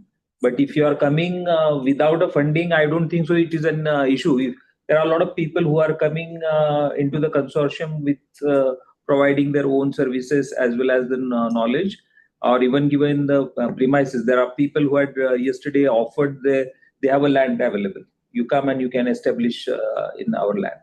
So the funding wise limitation, but participation wise, I think Ankitji, the MNC can participate in the consortium, isn't it? Participation wise, MNC is having an Indian arm, which is again being a company working in India. I suppose it would again be registered in India also under the Companies Act. So such Indian arm of MNC can definitely participate. There is no restriction onto it. Yeah. So you can be part without fund. With fund, you can come from the other way around. So my HQ can enter through European. Yeah, because they are a partner. They are automatic partners in Horizon now. South Korea. There are a number of applications flooded with the Europeans partnering with the Koreans. So we have also one unit in Europe. No, even South Korea unit will also be part of it. Okay. So there is no issue. No issue. It will be taken the other way around. Okay. I have one question. We have one online person. Vimal Sen, would you like to ask your question? You can now unmute yourself. Yeah, okay. So thank you for this presentation. We are a small startup working with automation or process automations, but we have quite often a confusion because this is a European and Indian part joining and writing in the same proposal. While Indian side is very clear, very industrialized, like step by step, what you can do, what you cannot do. it's not clear to us that how the European part will collaborate on that, because what our understanding in past collaboration with them, it's mostly they will be hiring PhDs and postdocs for X number of time, and that would take 3 to 4 years to develop technology, right? And we are planning to set up a plant, for example, not us, but let's say other consortia partners in India. So what technology they will choose, or they should wait for 2 to 3 years for them to mature, or at least TRL 4, 5, so that we can bring it to TRL 7 and 8. I don't think it can go together. They do research and we set up a plant. That's quite confusing to us. Usually what happens, you build a technology, do research, what is the European part, and then once mature, you license it out, and then you set up a plant, maybe pilot plant. And that's also, I think a gentleman from Europe gave a presentation, and they said it built up upon the battery for EU program that was going on in Europe from last 4 or 5 years. And it is about to exploit the technology and the IPs built on those programs so that we can set up a pilot line. So it's a bit confusing. Do we redo research or we do commercial, like set up a pilot line? Because pilot line, especially in Indian context, given the budget, everything is very well defined, like land, equipment costs, civil work. You don't have a scope to like build from scratch and then wait for buy a machine, because the machine or equipment you buy, it's purely depend upon what technology you choose. And also maybe other concept, because we were following this European call for quite a long time. One of the regulations from European side is that they put a restriction of export of black mass to other country. So how this pilot line can be commercially viable from the support of a European battery waste or whatever? Yeah, I will come to the second question first. You know, if you have listened to John's presentation, the pilot plant is on Indian soil, okay? Yes. And the entire value chain in India, because if we are targeting an India, so obviously we are targeting from top to end value chain from Indian context, okay? Because this is what the proposal is, that we are having a joint technology, or the pilot plant could be jointly developed. So my first question, there is no other answer to your second question. There is no import or bringing European black mass to India or anything. Right now, whatever the Indian batteries are in the recycle process or in the scrap, that needs to be utilized for the pilot plant. Okay, so that is question 2. The question 1 is about Europeans are more into the PhDs and lower TRL and all. No, this is completely defined that TRL 7 and 8 is targeted. We have since last 3 days we have seen there are a lot of European industries are already approached by the Indians, or Indians are approached by the European industries. So the only thing that what kind of a components they will bring in, because what we see, it is like a puzzle which is joined together from European technologies, Indian technology. Is not that India doesn't have the technology. What this particular call is trying to address is an higher efficiency, more cost effective, even the future technology batteries foresightedness has been given a challenge. So as such, it is up to the all European and Indian consortium members what kind of a partners you want to choose, what kind of objectives and what kind of activities you want to define. So none of the funding agencies intervene in the actions you are proposing. So it is between the members to decide. No, thank you very much for your answer, but it's still confusing, because when we say European will be building their own technology for, they have budget for 10 million or what? No, there is no European building and European Indians building. It is a pilot plant which is built co-developed by the Indian and European consortium members on an Indian soil. I hope I'm clear. Yeah, no, very, very clear. I understand everything. My question is, I'm sorry if I'm not very clear. So we are supposed to spend 20% of the budget, excluding land and XYZ. European part with their budget will support this plant or not? Obviously, they will bring their components to the plant, no? So the whole thing is, because it will be it's not that the entire pilot plant is coming from Europe or anything. What we had foreseen, that there are technologies already exist in India as well as in Europe. Okay, so Yeah. it is like a bits and pieces which technology who brings in and fits into the Indian context and Indian pilot situations, and how it is going to be more effective. So Okay. as a Very clear. Thank you. I mean, I was a little bit more concerned, because when we're talking about European partner, it's always research.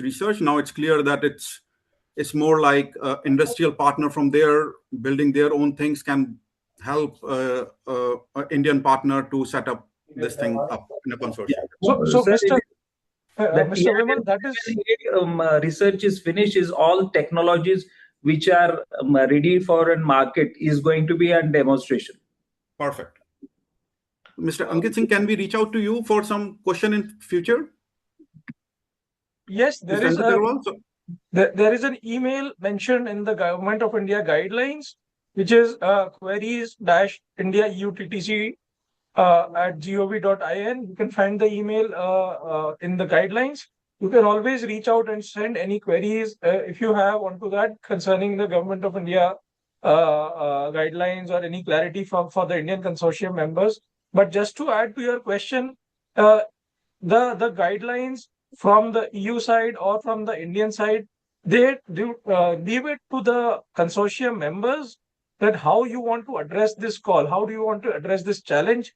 It is up to the members to choose a technology which is, say, at a TRL level of 4, and they scale up jointly. Some components come from Europe, some plants and components are developed in India, and they finally merge together and install this pilot project.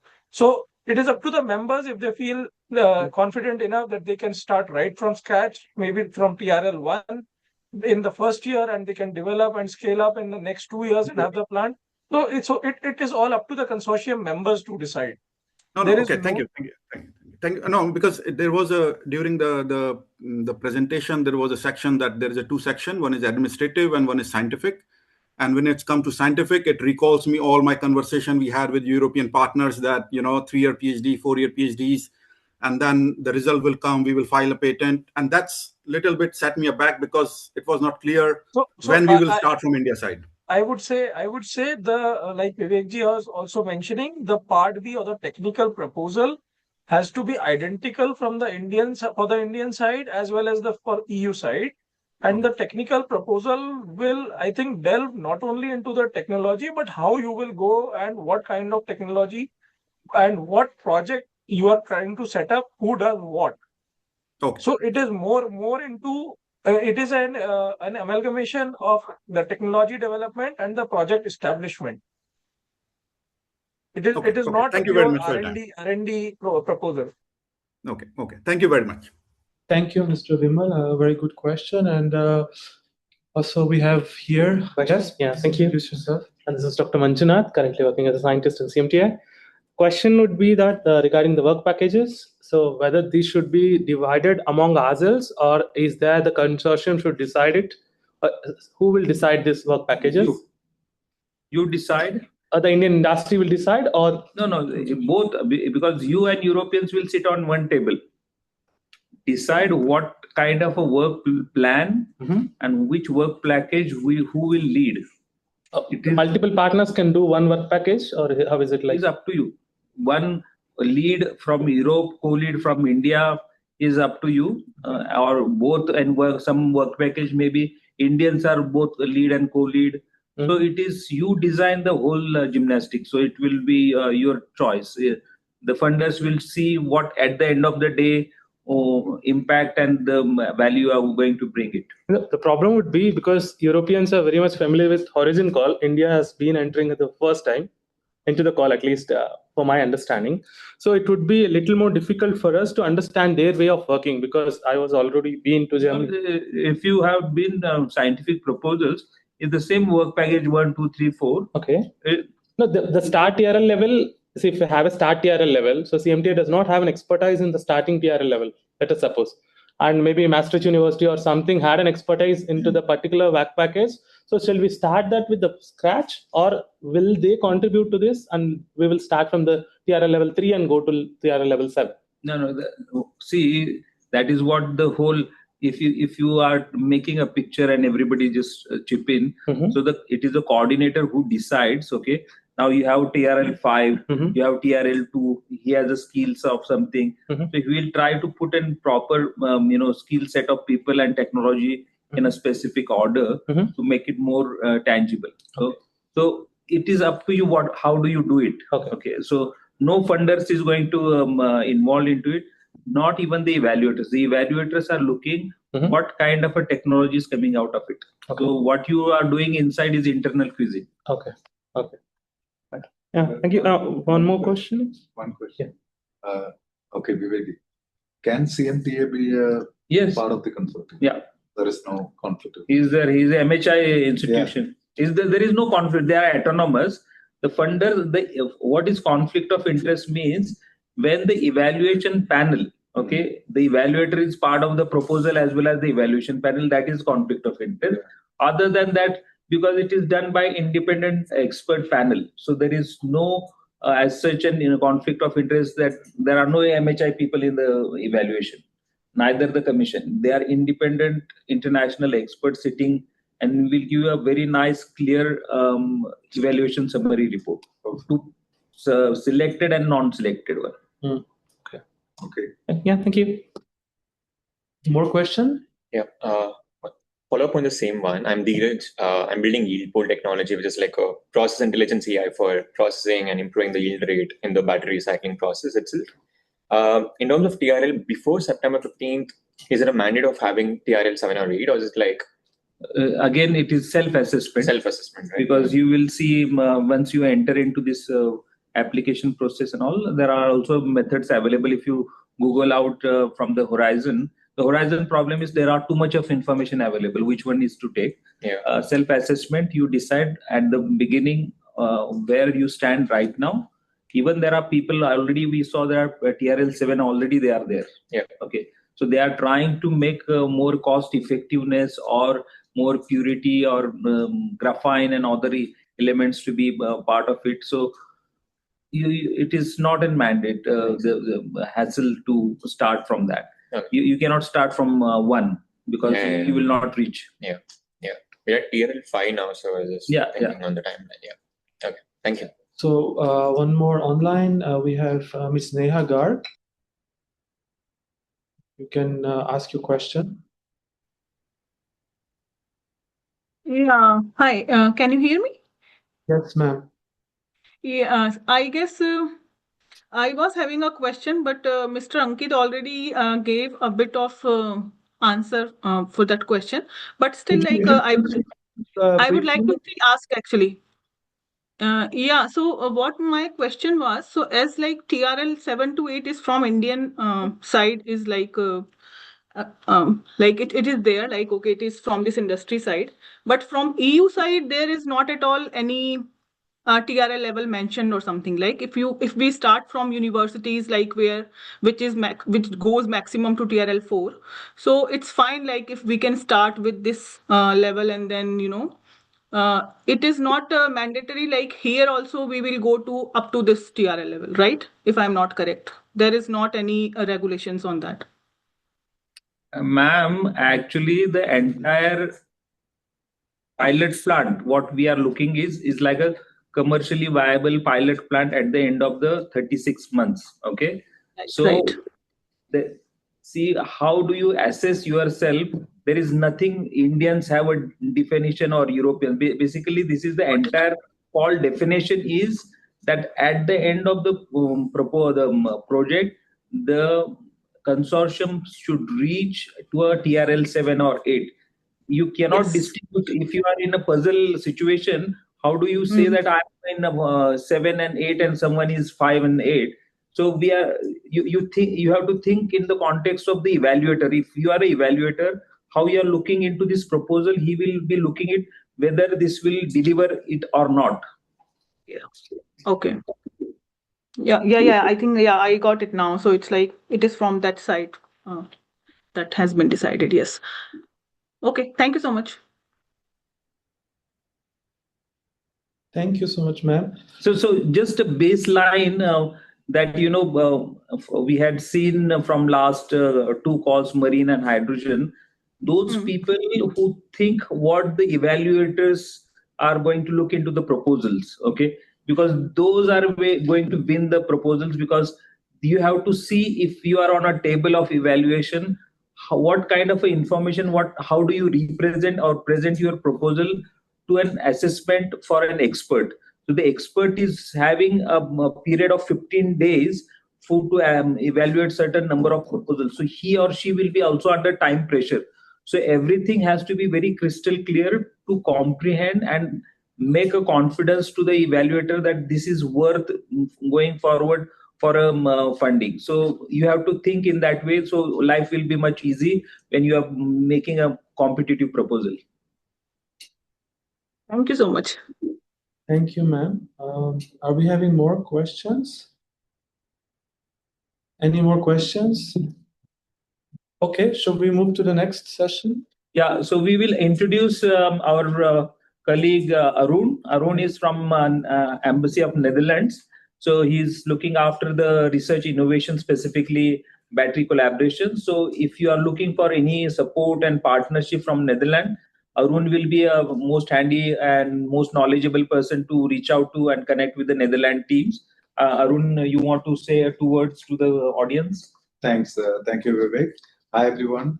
Good afternoon. My name is Arun, and Vivek gave me a nice introduction. So we, Netherlands, are also quite actively exploring this particular call, because, as you know, it's a very critical topic at a right point of time. So my portfolio also covers this critical raw material recovery from used batteries. So we have quite a few promising works that have been going on in the Netherlands by our applied research organizations like TNO. My colleague from TNO, I think he's already there at the meeting. If not, he's going to speak about what they are doing in this space. And we also have battery competence cluster and certain associations, industrial associations, who are pretty much active and exploring opportunities in this space. And India, of course, is a market that can give us the scale and also the right set of innovative R&D partnerships. So looking forward, anything, you could always reach out to EU. And yesterday, whoever have attended, my email ID and contact points are available with the EU colleagues, Vivek or Samrat. Please feel free to. Thank you once again. Yeah, you can write in the chat so that he is flooded with the emails. And thank you so much, Arun. I think very valuable to have you here. We can also. I think next we go to our pitching session, right, Vivekji? Yeah. And could you open the presentation? So our first speaker is Dr. Debanjana Pahari.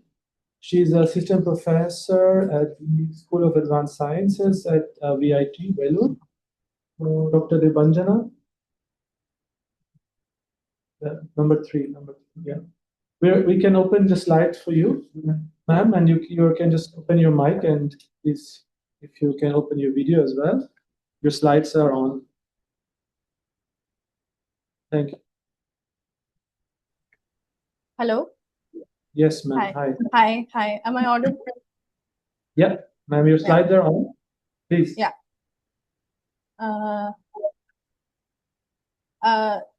Is it okay if I present by myself, like, or I should present from the slides I submitted?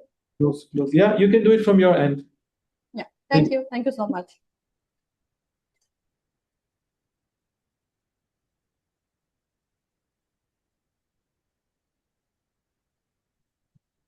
Sorry, it seems that I need a permission to share. So can someone access me to share? Permissions.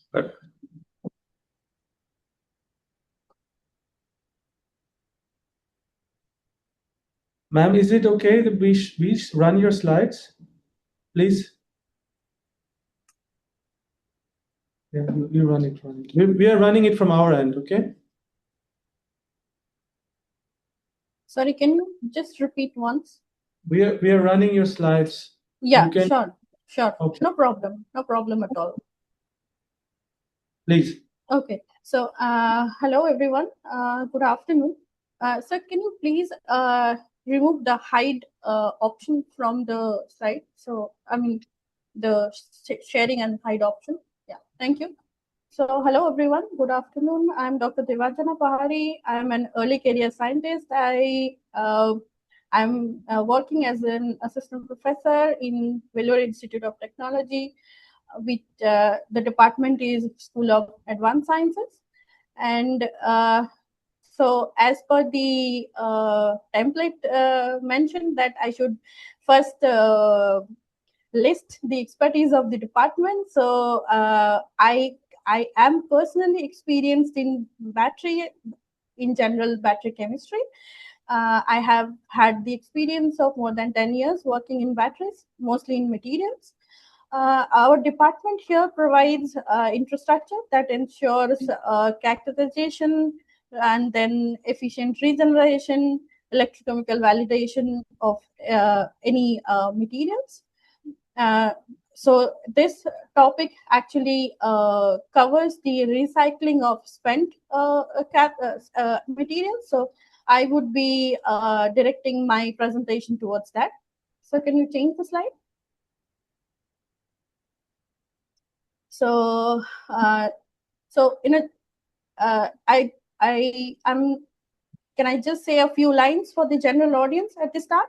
So we are talking about recycling of the spent materials. So generally, when your battery dies or battery is zero charged, basically the recycling process starts from discharging of your battery, and after that dismantling the battery, and then the other processes like shredding and the chemical processes to basically distinguish the all the aluminum, copper, and the plastic part of your battery. So in this topic, I mean my project, I would like to have a project proposal on the cathode sides of the battery, which is the aluminum side of the battery.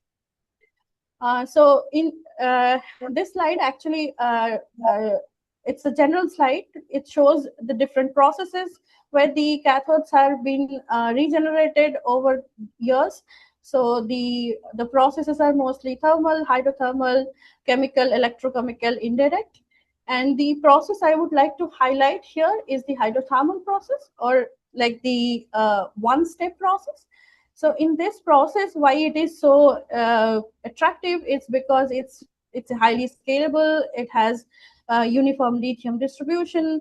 It retains the crystallinity and morphology of the material. So basically, it gives you the first material you started with for preparing the cathode. Also, it comes with the challenges. The challenges are associated with it is like HF formation. There are not enough suitable chemicals which actually can do this kind of direct regeneration method. And also this regeneration is, as I said, it's a one-step process, but it's actually not. So the final process which you need is basically a thermal treatment. So, in next few slides, I'll be talking about the regeneration of LFPs, or the LFP cathode, which is like one of the hot players in the market. So, can you change slide, please? So, why LFP? Because we know that India is basically playing with LFP all over the country. So I have had experience in working in the industry recently because I moved to academics very recently. So I had been working with LFP by myself. So there have been various methods which reports regenerating LFP from batteries, and most of the methods, the shortcoming of the processes are that most of the method actually rely on various chemical, organic chemicals and organic solvents, which is not as environmentally friendly as we know. So all these methods are basically also very energy intensive, and actually I haven't found any studies which refers to any aqueous type of methods which has been reported so far. So there has been only one study which is very shocking. In these many years, there's only one study which basically employs a water-based method to regenerate the LFP cathode. So I'm hoping the proposal, which if that comes to a picture, we are hoping that we will be able to develop a simple, cost-effective, and aqueous regenerated LFP, and of course that will be better than the electrochemical performance, or the performance of the battery will be like better than the previous reports. So can you change the slide? So what I'm looking for actually, so I can bring to the table my expertise. I'm working in academics, so I can bring my scientific aspects to it. But unfortunately, I'm looking for actually potentially an industrial partner who actually can be on board with me in this proposal, and who can have their expertise in extraction methods, and who can have a general overview of the project in the battery chemistry. And I'm certain, I'm hopeful that at the end of the before the deadline, I'll find a partner. And if anyone is looking for like on the other side of it, like looking for an expertise in the academic side, I'm open to you. So I would write my email address and my addresses, and where you can locate me in the chat. So thank you everyone, and I'm hoping that we can power the world together in future. Thank you, and I'm open to questions if anyone have anything. Thank you, ma'am. Thank you for your presentation.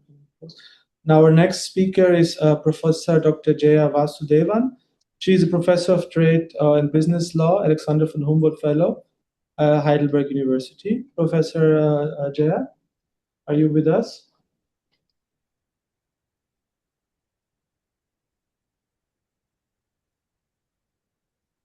Professor Jaya?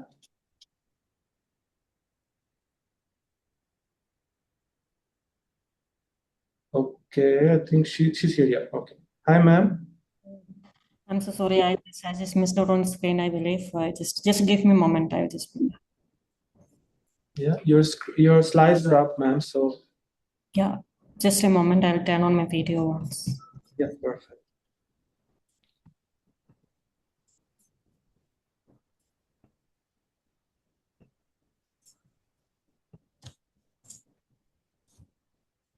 I think, yeah. Yeah, am I audible now? Yes, ma'am. Thank you.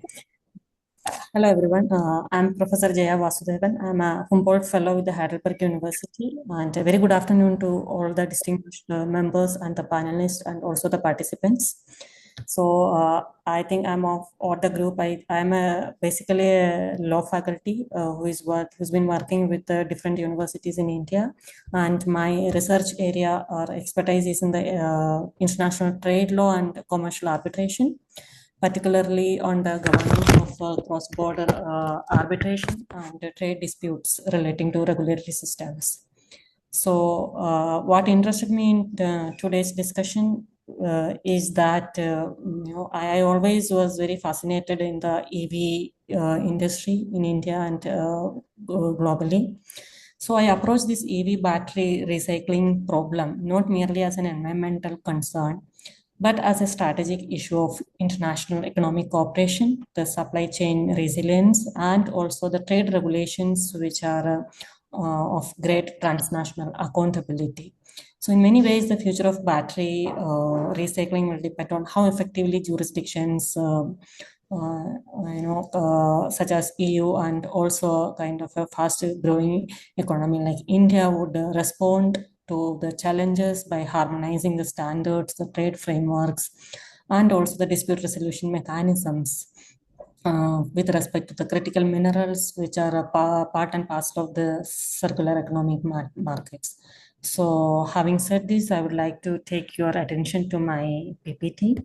So this is something which I had prepared, on the basis of the legal and regulatory knowledge I had, and might be something, it could be different from what you have experienced, through the presentations just happened before mine. But I'd be happy to share my views on this point with you, and also a future collaboration if possible, because I am associated with the European institutions, especially education institutions and research institutions like Max Planck, where I am a research visiting fellow. So that's what interested me in this particular presentation. So coming back to the topic, recycling of EV batteries. So can you move to the next slide, please? Yes. So the strategic alliance is something, that we need to consider at the outset when you talk about the EU and India collaboration in respect of EV battery recycling or the related aspects. So India and EU, we all know that share a massive economic hurdle. We are both deeply dependent on imported, critical minerals for our electric vehicle transitions. We cannot build a EV future, a stable EV future on a volatile foreign supply chain. Today, I would like to outline how a joint India-EU recycling strategy from the regulatory perspective can secure our raw materials, and also a joint project, in terms of both economies from price shocks and turn environmental liabilities into a highly profitable circular economy. Next slides, please. So the resource gap and economic risk that we talk about in this context would highlight the importance of resilient access to minerals and metals like cobalt, lithium, and nickel to hit its transport goals. I myself own a electric vehicle, so I am very much, interested to know the future of this electric vehicle industry. Though we talk about a lot of, economic sovereignty and energy sovereignty in particular, especially in the area of infrastructure, transport infrastructure, etc. And a country like India, where we have, massive industry scale. So definitely this resource gap and economic risk is something which needs to be addressed carefully and with a lot of priority at the governmental level. So India faces the same pressure of resource gap as EU faces when it comes to certain energy consumption levels. But at the same time, what we need to address is that how the growing domestic manufacturing hub, who can be involved and who can be involved and not only involved and made responsible for the huge challenges that we are facing with respect to electric vehicles and the battery recycling processes. So right now, mining cannot keep pace, and relying on a single country suppliers, of course, we leave both our regions vulnerable to a lot of trade blockades and sudden price hikes. So urban mining, reclaiming these metals from dead batteries, is the only way to build a secondary market and a local supply chain. But that guarantees industry independence. But as the experts, sitting on this forum with respect to a lot of, technological and other, industry experience, so you would be able to better, address these issues. But still, I believe as a legal scientist, I would say that because of the large scale industrial, the expansions that are happening in the area of electric vehicles in India, especially the top tier manufacturers are from India. but our global presence is still very limited, and the reason for the same would be the kind of a lot of incentives or the subsidies that the government are providing, but that are only limited to the production and not going to the level of battery or the when it is reaching its end of life, or the storage of the same when you are talking about recycling. Next slide, please. Next slide, I would like to address the cross-border standards and the LFP challenges that to build this economic loop, we must solve two immediate friction points. First, we need to harmonize digital battery passport system that we have, that EU is planning to introduce in the near future. And so if our data tracking does not match, used batteries cannot be traded, graded, or repurposed smoothly. And we know that, it would certainly amount to a black market that can have a huge impact on the industry when you look at it in the future perspective. So what we need to do is here must address the economics of lithium iron phosphate or LFP batteries, which dominate India's mass market. So LFPs contain some less valuable metals, but at the same time, from the safety purposes, they make it, and also the huge processing cost that is involved in the recycling, it makes it financially unviable in terms of recycling today. So our governments must co-fund advanced direct recycling technologies and offer temporary tax credits to these LFP battery recycling operations to make it profitable.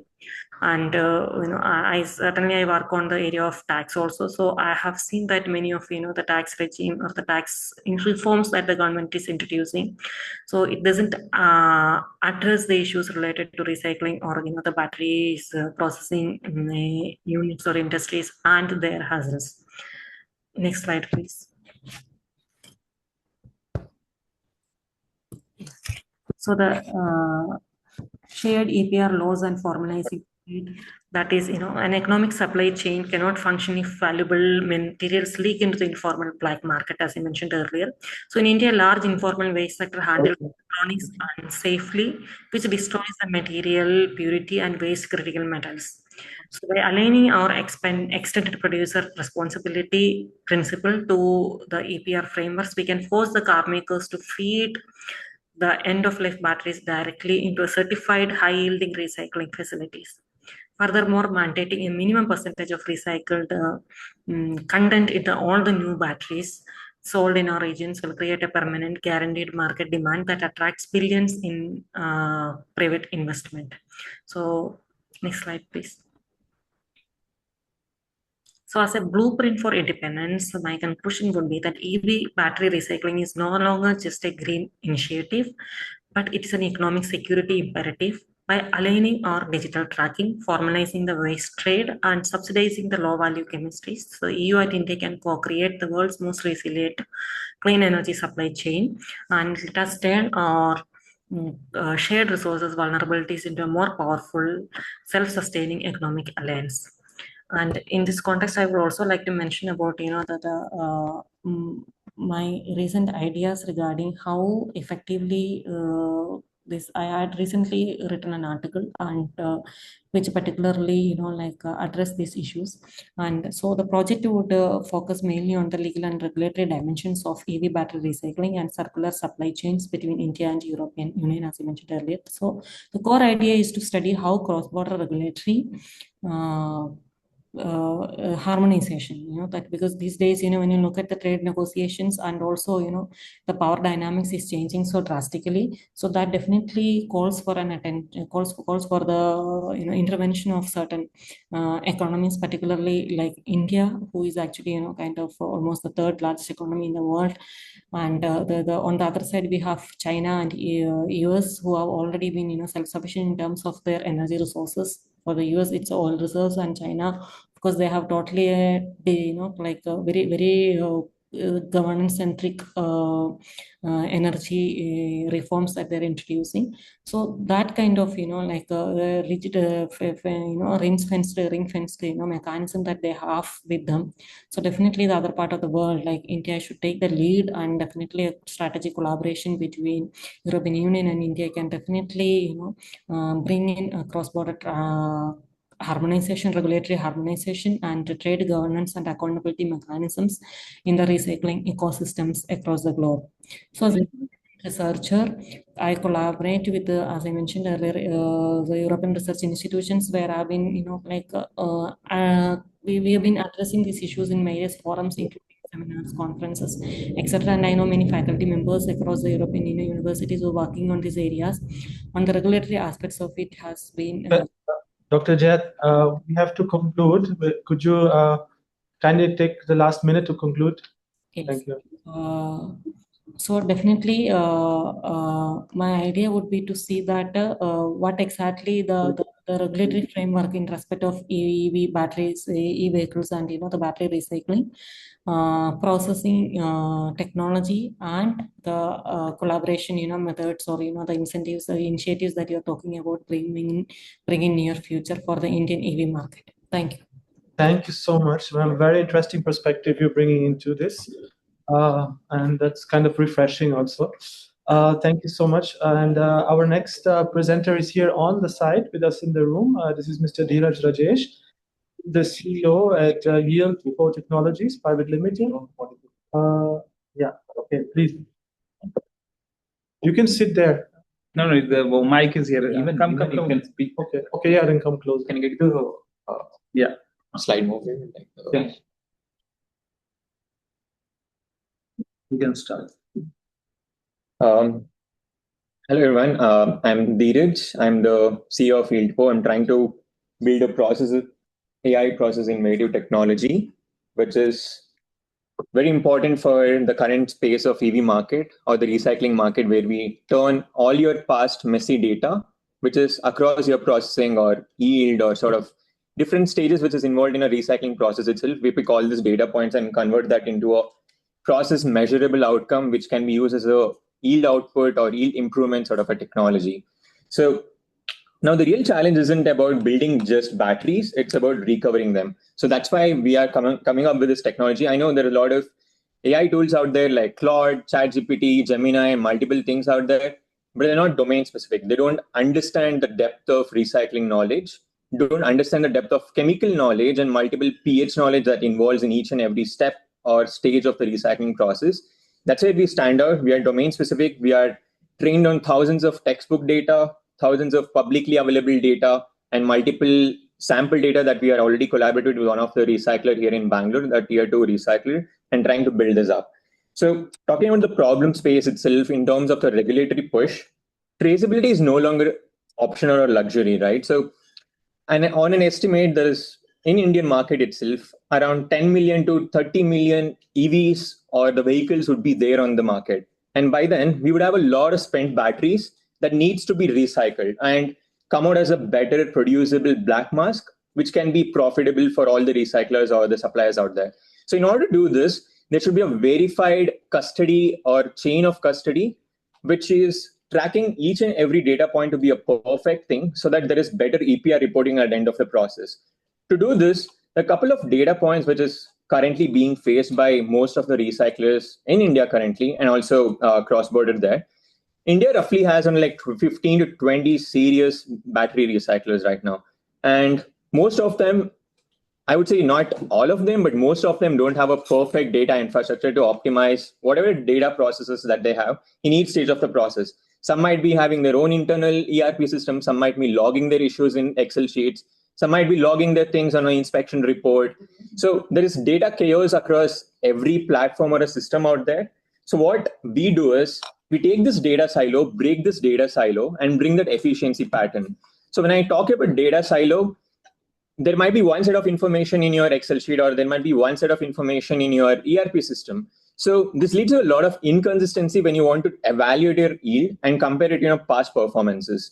And this obviously leads to a fragmented compliance readiness within India as well as cross-border, and then the EPR reporting would turn out to be a bad one.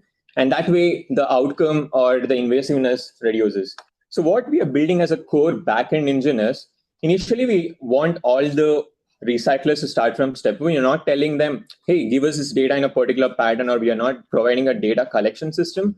What we're actually doing is we are providing them a platform where they can give the data, which is in whatever format that is. be it an Excel format or an ERP format or a logbook or a pH table or anything. We have an algorithm which is very domain specific. There are multiple LLM tools which are built internally. It can cross-reference each and every data point. It can identify the loophole. It can identify the root cause. I'll be showing in the next slide on how this actually works, and isolates the gaps silently. And to prepare a generalized universal technology which will be able to predict your quantifiable yield output in terms of cost as well as efficiency going forward. And the achievable ROI would be like in days of time, because how the AI improves is when you give more data. So once we have more data, the achievable ROI eventually reduces, and then you have a set standard. So this is a quick glance on how our product looks like.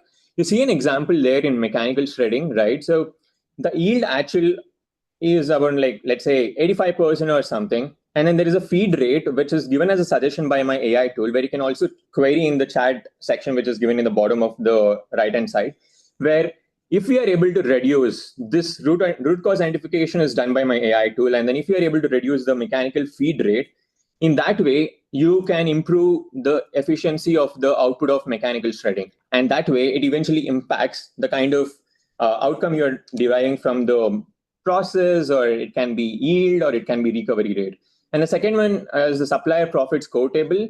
We don't just give you an insight telling, hey, this needs to be improved versus not that. We also help you identify some past patterns and also bring it into quantifiable euro or a INR rate, which can be profitable for different suppliers. And we give a scoring based on how it can actually be done rather than just a black mass content.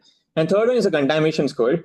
Currently, I just read an article like 2-3 days ago. Contamination and sorting is the biggest problem of recycling industry. It's not just building batteries or recycling to a mass extent or producing it.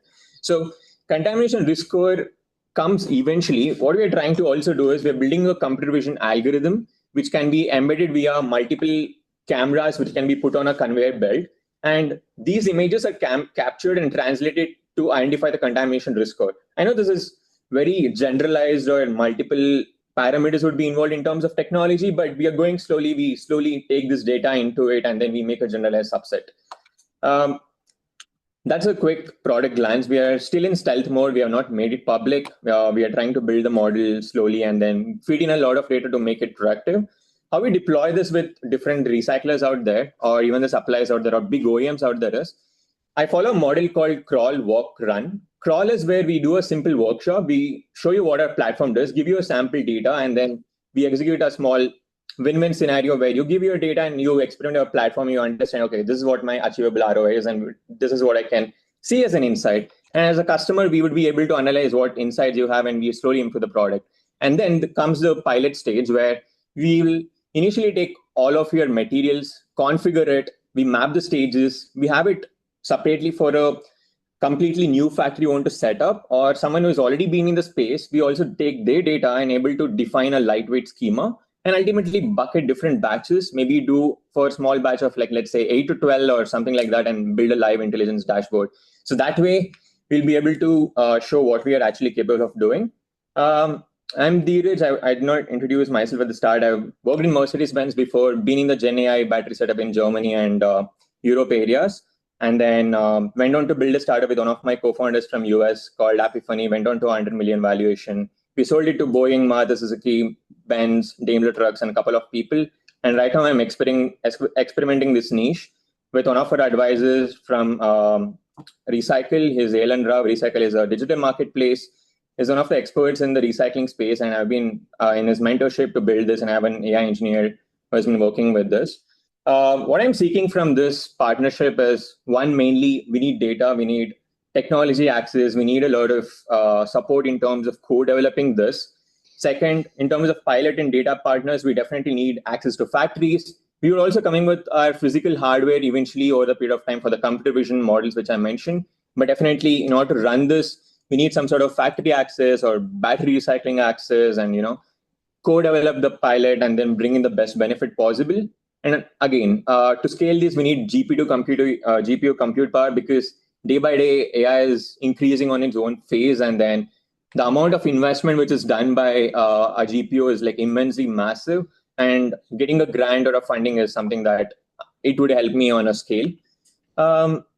Yeah, I would like to end this presentation with the takeaway which I have written. I did not use AI for this, but the most sustainable battery isn't the one we mine next. When I say mine, it's the data which I'm telling. There's a lot of data points within each and every chemical process or physical process that takes place. It's the one which we recover perfectly with a perfect data point. So data is like a gold or a diamond power, which is something we need to co-optimize and enable this recycling future. Thank you. Thank you so much, Mr. Dheeraj. A very interesting approach you have presented here. Next, we have Mr. Sumitra, Purkayasta, Director of Ruba Private Limited. Mr. Sumitra, are you with us? Yeah. Can you hear me? Yes, sir. We will play your slides. Yeah, sure. Okay, floor is yours. Thank you. Thank you. Right. Thank you for everybody for waiting for this last presentation, I think it is.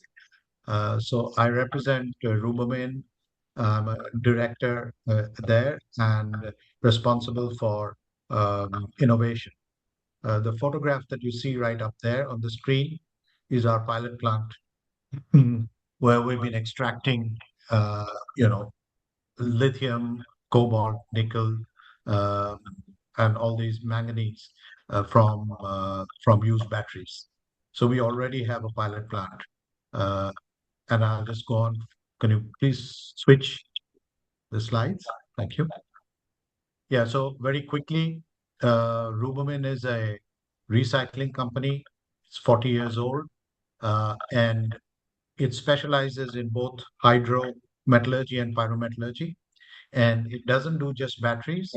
It's doing a number of critical metals from spent refinery catalysts. It also does spent zinc waste. And the third one is this lithium-ion battery, which it started last year. So next slide, please. So yeah, we call it the zinc SBU, and then the clean tech SBU. By clean tech SBU, we mean spent catalyst as well as your lithium-ion battery recycle. You can see the elements that we are extracting already today, which cobalt, nickel, copper, manganese, lithium, molybdenum, zinc, of course, which is not a critical metal, but is still quite important, tungsten and vanadium. Yeah, so let's move on. Next slide, please. Yeah, I'd skip the zinc SBU because that's not of interest to people here. So, but we can move on. Yeah, so here's catalyst recycling and lithium-ion battery recycling.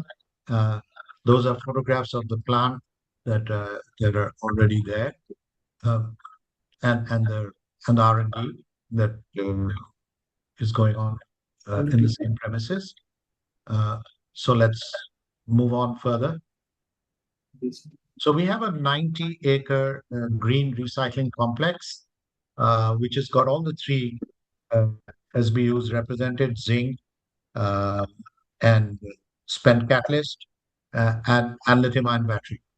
The important thing that we want to highlight is that we're following a policy of zero waste to landfill. And we are quite pleased that we've been able to achieve that, both for our zinc business, the lithium-ion battery business, and indeed the spent catalyst business. So there is no solid waste to landfill at all. And we recycle a lot of the water. You can see there's a little blue lake there. We've created an artificial lake. And those things that you see there are all, renewable energy, solar. We've got a 1 megawatt solar, floating solar farm right there. So we are significantly on the journey of renewable energy. By end of this year, I think more than 60% of the energy for this complex will be on renewable. So we are very focused on sustainability, and that costs money, by the way, because it is you got to solve all the problems of all the byproducts that come out from the entire process, and we are very pleased that we've been able to do so for all the products that we make. Yeah. So the next one, please. So yeah, lithium-ion battery recycling. This plant was inaugurated on the last year, just about a year ago. We have a plant which can do 7,500 tons of black mass recycling, and is running now. It's running basically on hydrometallurgy, which is the expertise that Rubomin has. So we do hydrometallurgy and solvent extraction. We also do some ion exchange as required. And we do battery shredding, 10,000 ton capacity. Of course, the battery shredding is limited by the amount of batteries that we can actually get now. And that's something that we can discuss, in the EU forum, that, there could be movement of batteries too. And another speaker alluded to the fact that, if we cooperate, then we can help each other on this. And then we've got our own testing and discharging system, which we've set up for receiving batteries and discharging them. We are working with all the OEMs right now in India, and we are very, open to working with OEMs in the EU as well. And we could easily take up. And this is a testing and discharging system that we have installed, keeping safety as a major consideration, which is one of the biggest concerns. Of course, there are some parts of this supply chain that need to become better. Mr. Sumita, sorry to interrupt, because we are about to close the session. So we have one more speaker after you, and then we have also closing remarks. So could you kindly take another 2 minutes to conclude your presentation? Because I think we got a very good understanding of the capacity you have. Yes. I think it's quite impressive. Thank you, sir. Fair enough. So now you understand what we have. What we are saying is, in this forum, we are looking to see if we can develop even more advanced technologies, which are more capex light relatively compared to what we have already installed. And that's what we are looking to see, if there are partnerships available. We'd be interested to work with partners. That's pretty much where I think I can end. Yeah.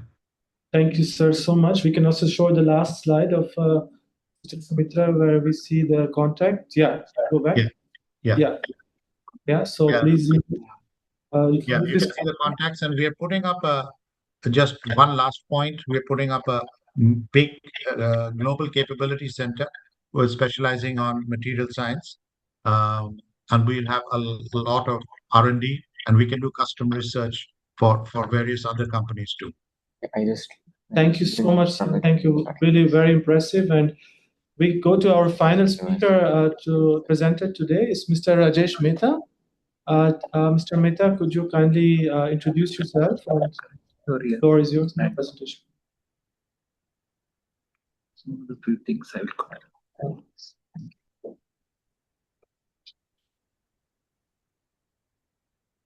Yes, Mr. Mehta, you can unmute yourself.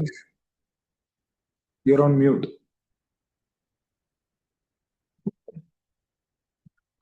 Mr. Rajesh, can you open the mic? Yes. Can you hear me now? Yes, sir. Yes, please. Sir, you have 4 minutes. That should be sufficient. Perfect. Thank you. So, good afternoon, everyone. My name is Rajesh Mehta. I'm a senior consultant and country representative for India for TNO. We are an applied research organization of the Netherlands, and we work across sectors. And we do have a program on battery recycling. And I would like to actually give a glimpse of what our organization does, and of course, a very high level overview of the interest on the battery recycling. Yeah, we are TNO, Applied Research Organization of the Netherlands. We connect people and knowledge, and create innovations, and finally try to bridge the gap between academia and the industry. And we are mandated by the law. We were established in 1932, almost close to 100 years.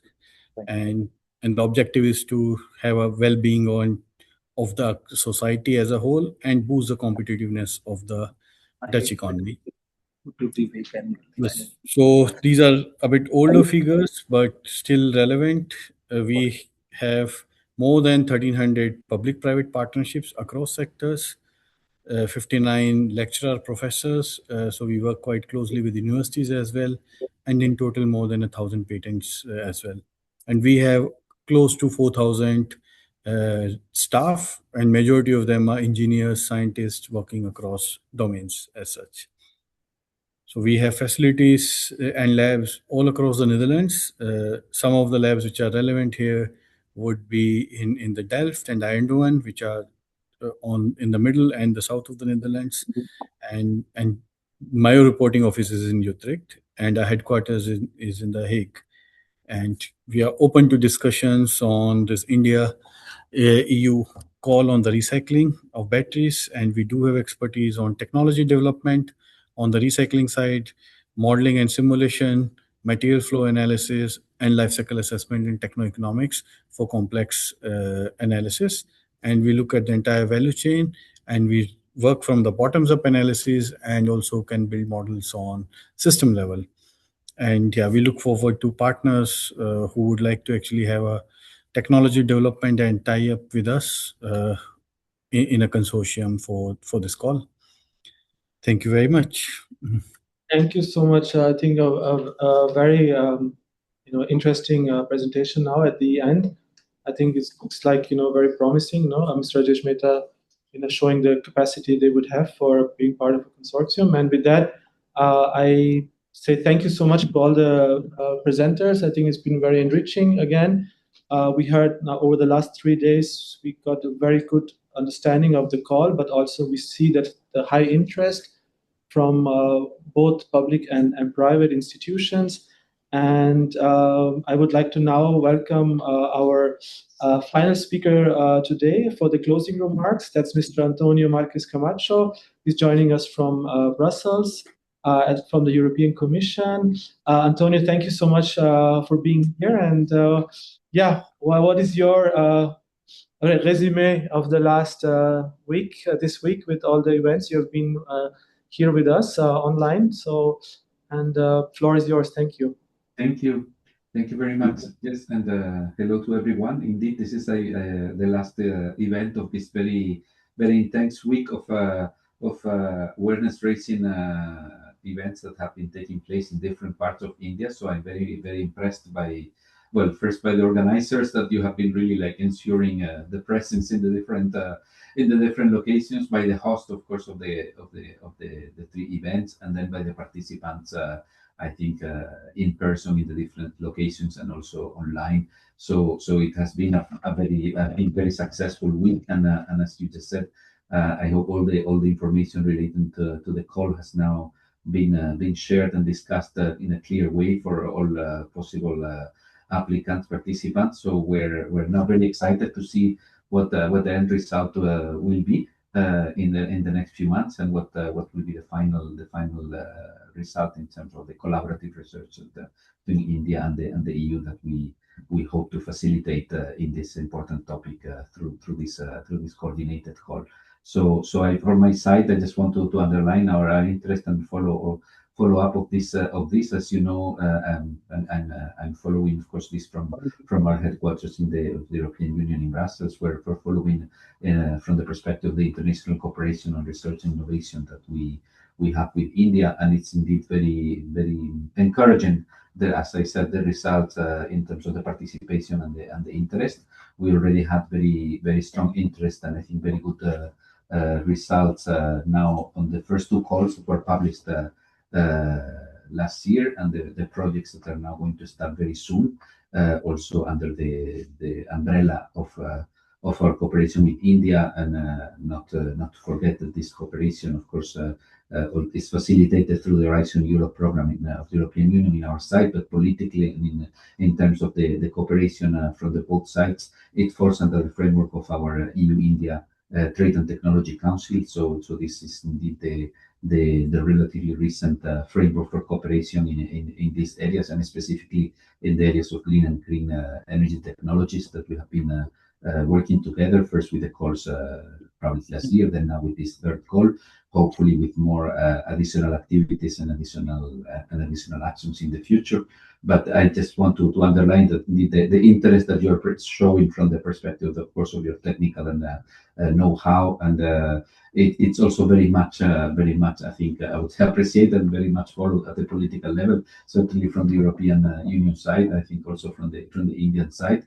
We're going to have very soon, on the 15th of July, what we call a ministerial meeting of the Trade and Technology Council in Brussels. The last one was in Delhi last year, in which we expect indeed to showcase and to underline the progress under the Trade and Technology Council in this area of clean energy technology. So of course at that time we can already announce that indeed there was a strong interest in this call, that indeed we expect a big participation, and that of course although the results will not be available yet for July, probably the next meeting, the next ministerial meeting, probably next year, then we can indeed announce what the result of this call will be in terms of the collaborative research from both sides, and of course then in the midterm of what actual important results we may take in this area of battery recycling for electric vehicles. So thank you very much for everyone. I hope you can now, especially for the organizers that have been traveling around, and of course for all those who were hosting and made the effort also to be in person in the meeting. I hope now you can rest for the weekend. And then looking forward to the result of the call in the next months in terms of the applications that we may receive through the process of that is now ongoing. Thank you very much. Thank you, everyone. Thank you so much, Antonio, for giving the concluding remarks. And yeah, it's going to be exciting now to see the next phase. And I would like to also now invite Ankit ji also and also Vivek ji, just a final. Okay, Ankit ji, please, on behalf of the ministry, your resume, the final words from your side, and thank you. Thank you very much, Samrat ji, CMTI, for hosting the EU team and giving MHI this platform. With the conclusion of today's event, and we come towards an end to this 3 days networking event, and I would request all the participants to innovative solutions so that we have very much of India in EU and the world and the whole. Last but not the least, I would again congratulate Mr. Antonio and Mr. Dr. Pierik and all the participants. Best of luck to all of you from Government of India and MHI and Office of PSA. Thank you very much. Just one last thing, let us all try and follow the vision, Atmanirbhar Bharat vision, wherein we believe to not only make in India and make for the world, but make with India under this coordinated call. Thank you, everyone. Thank you so much, Ankit ji. Thank you so much, Antonio. Thank you to the hosts. Wishing everybody a nice weekend, and good luck with the preparation for the application to this call. And we will send you on beginning of next week all the presentations and the recordings. Thank you and goodbye. Bye. Bye.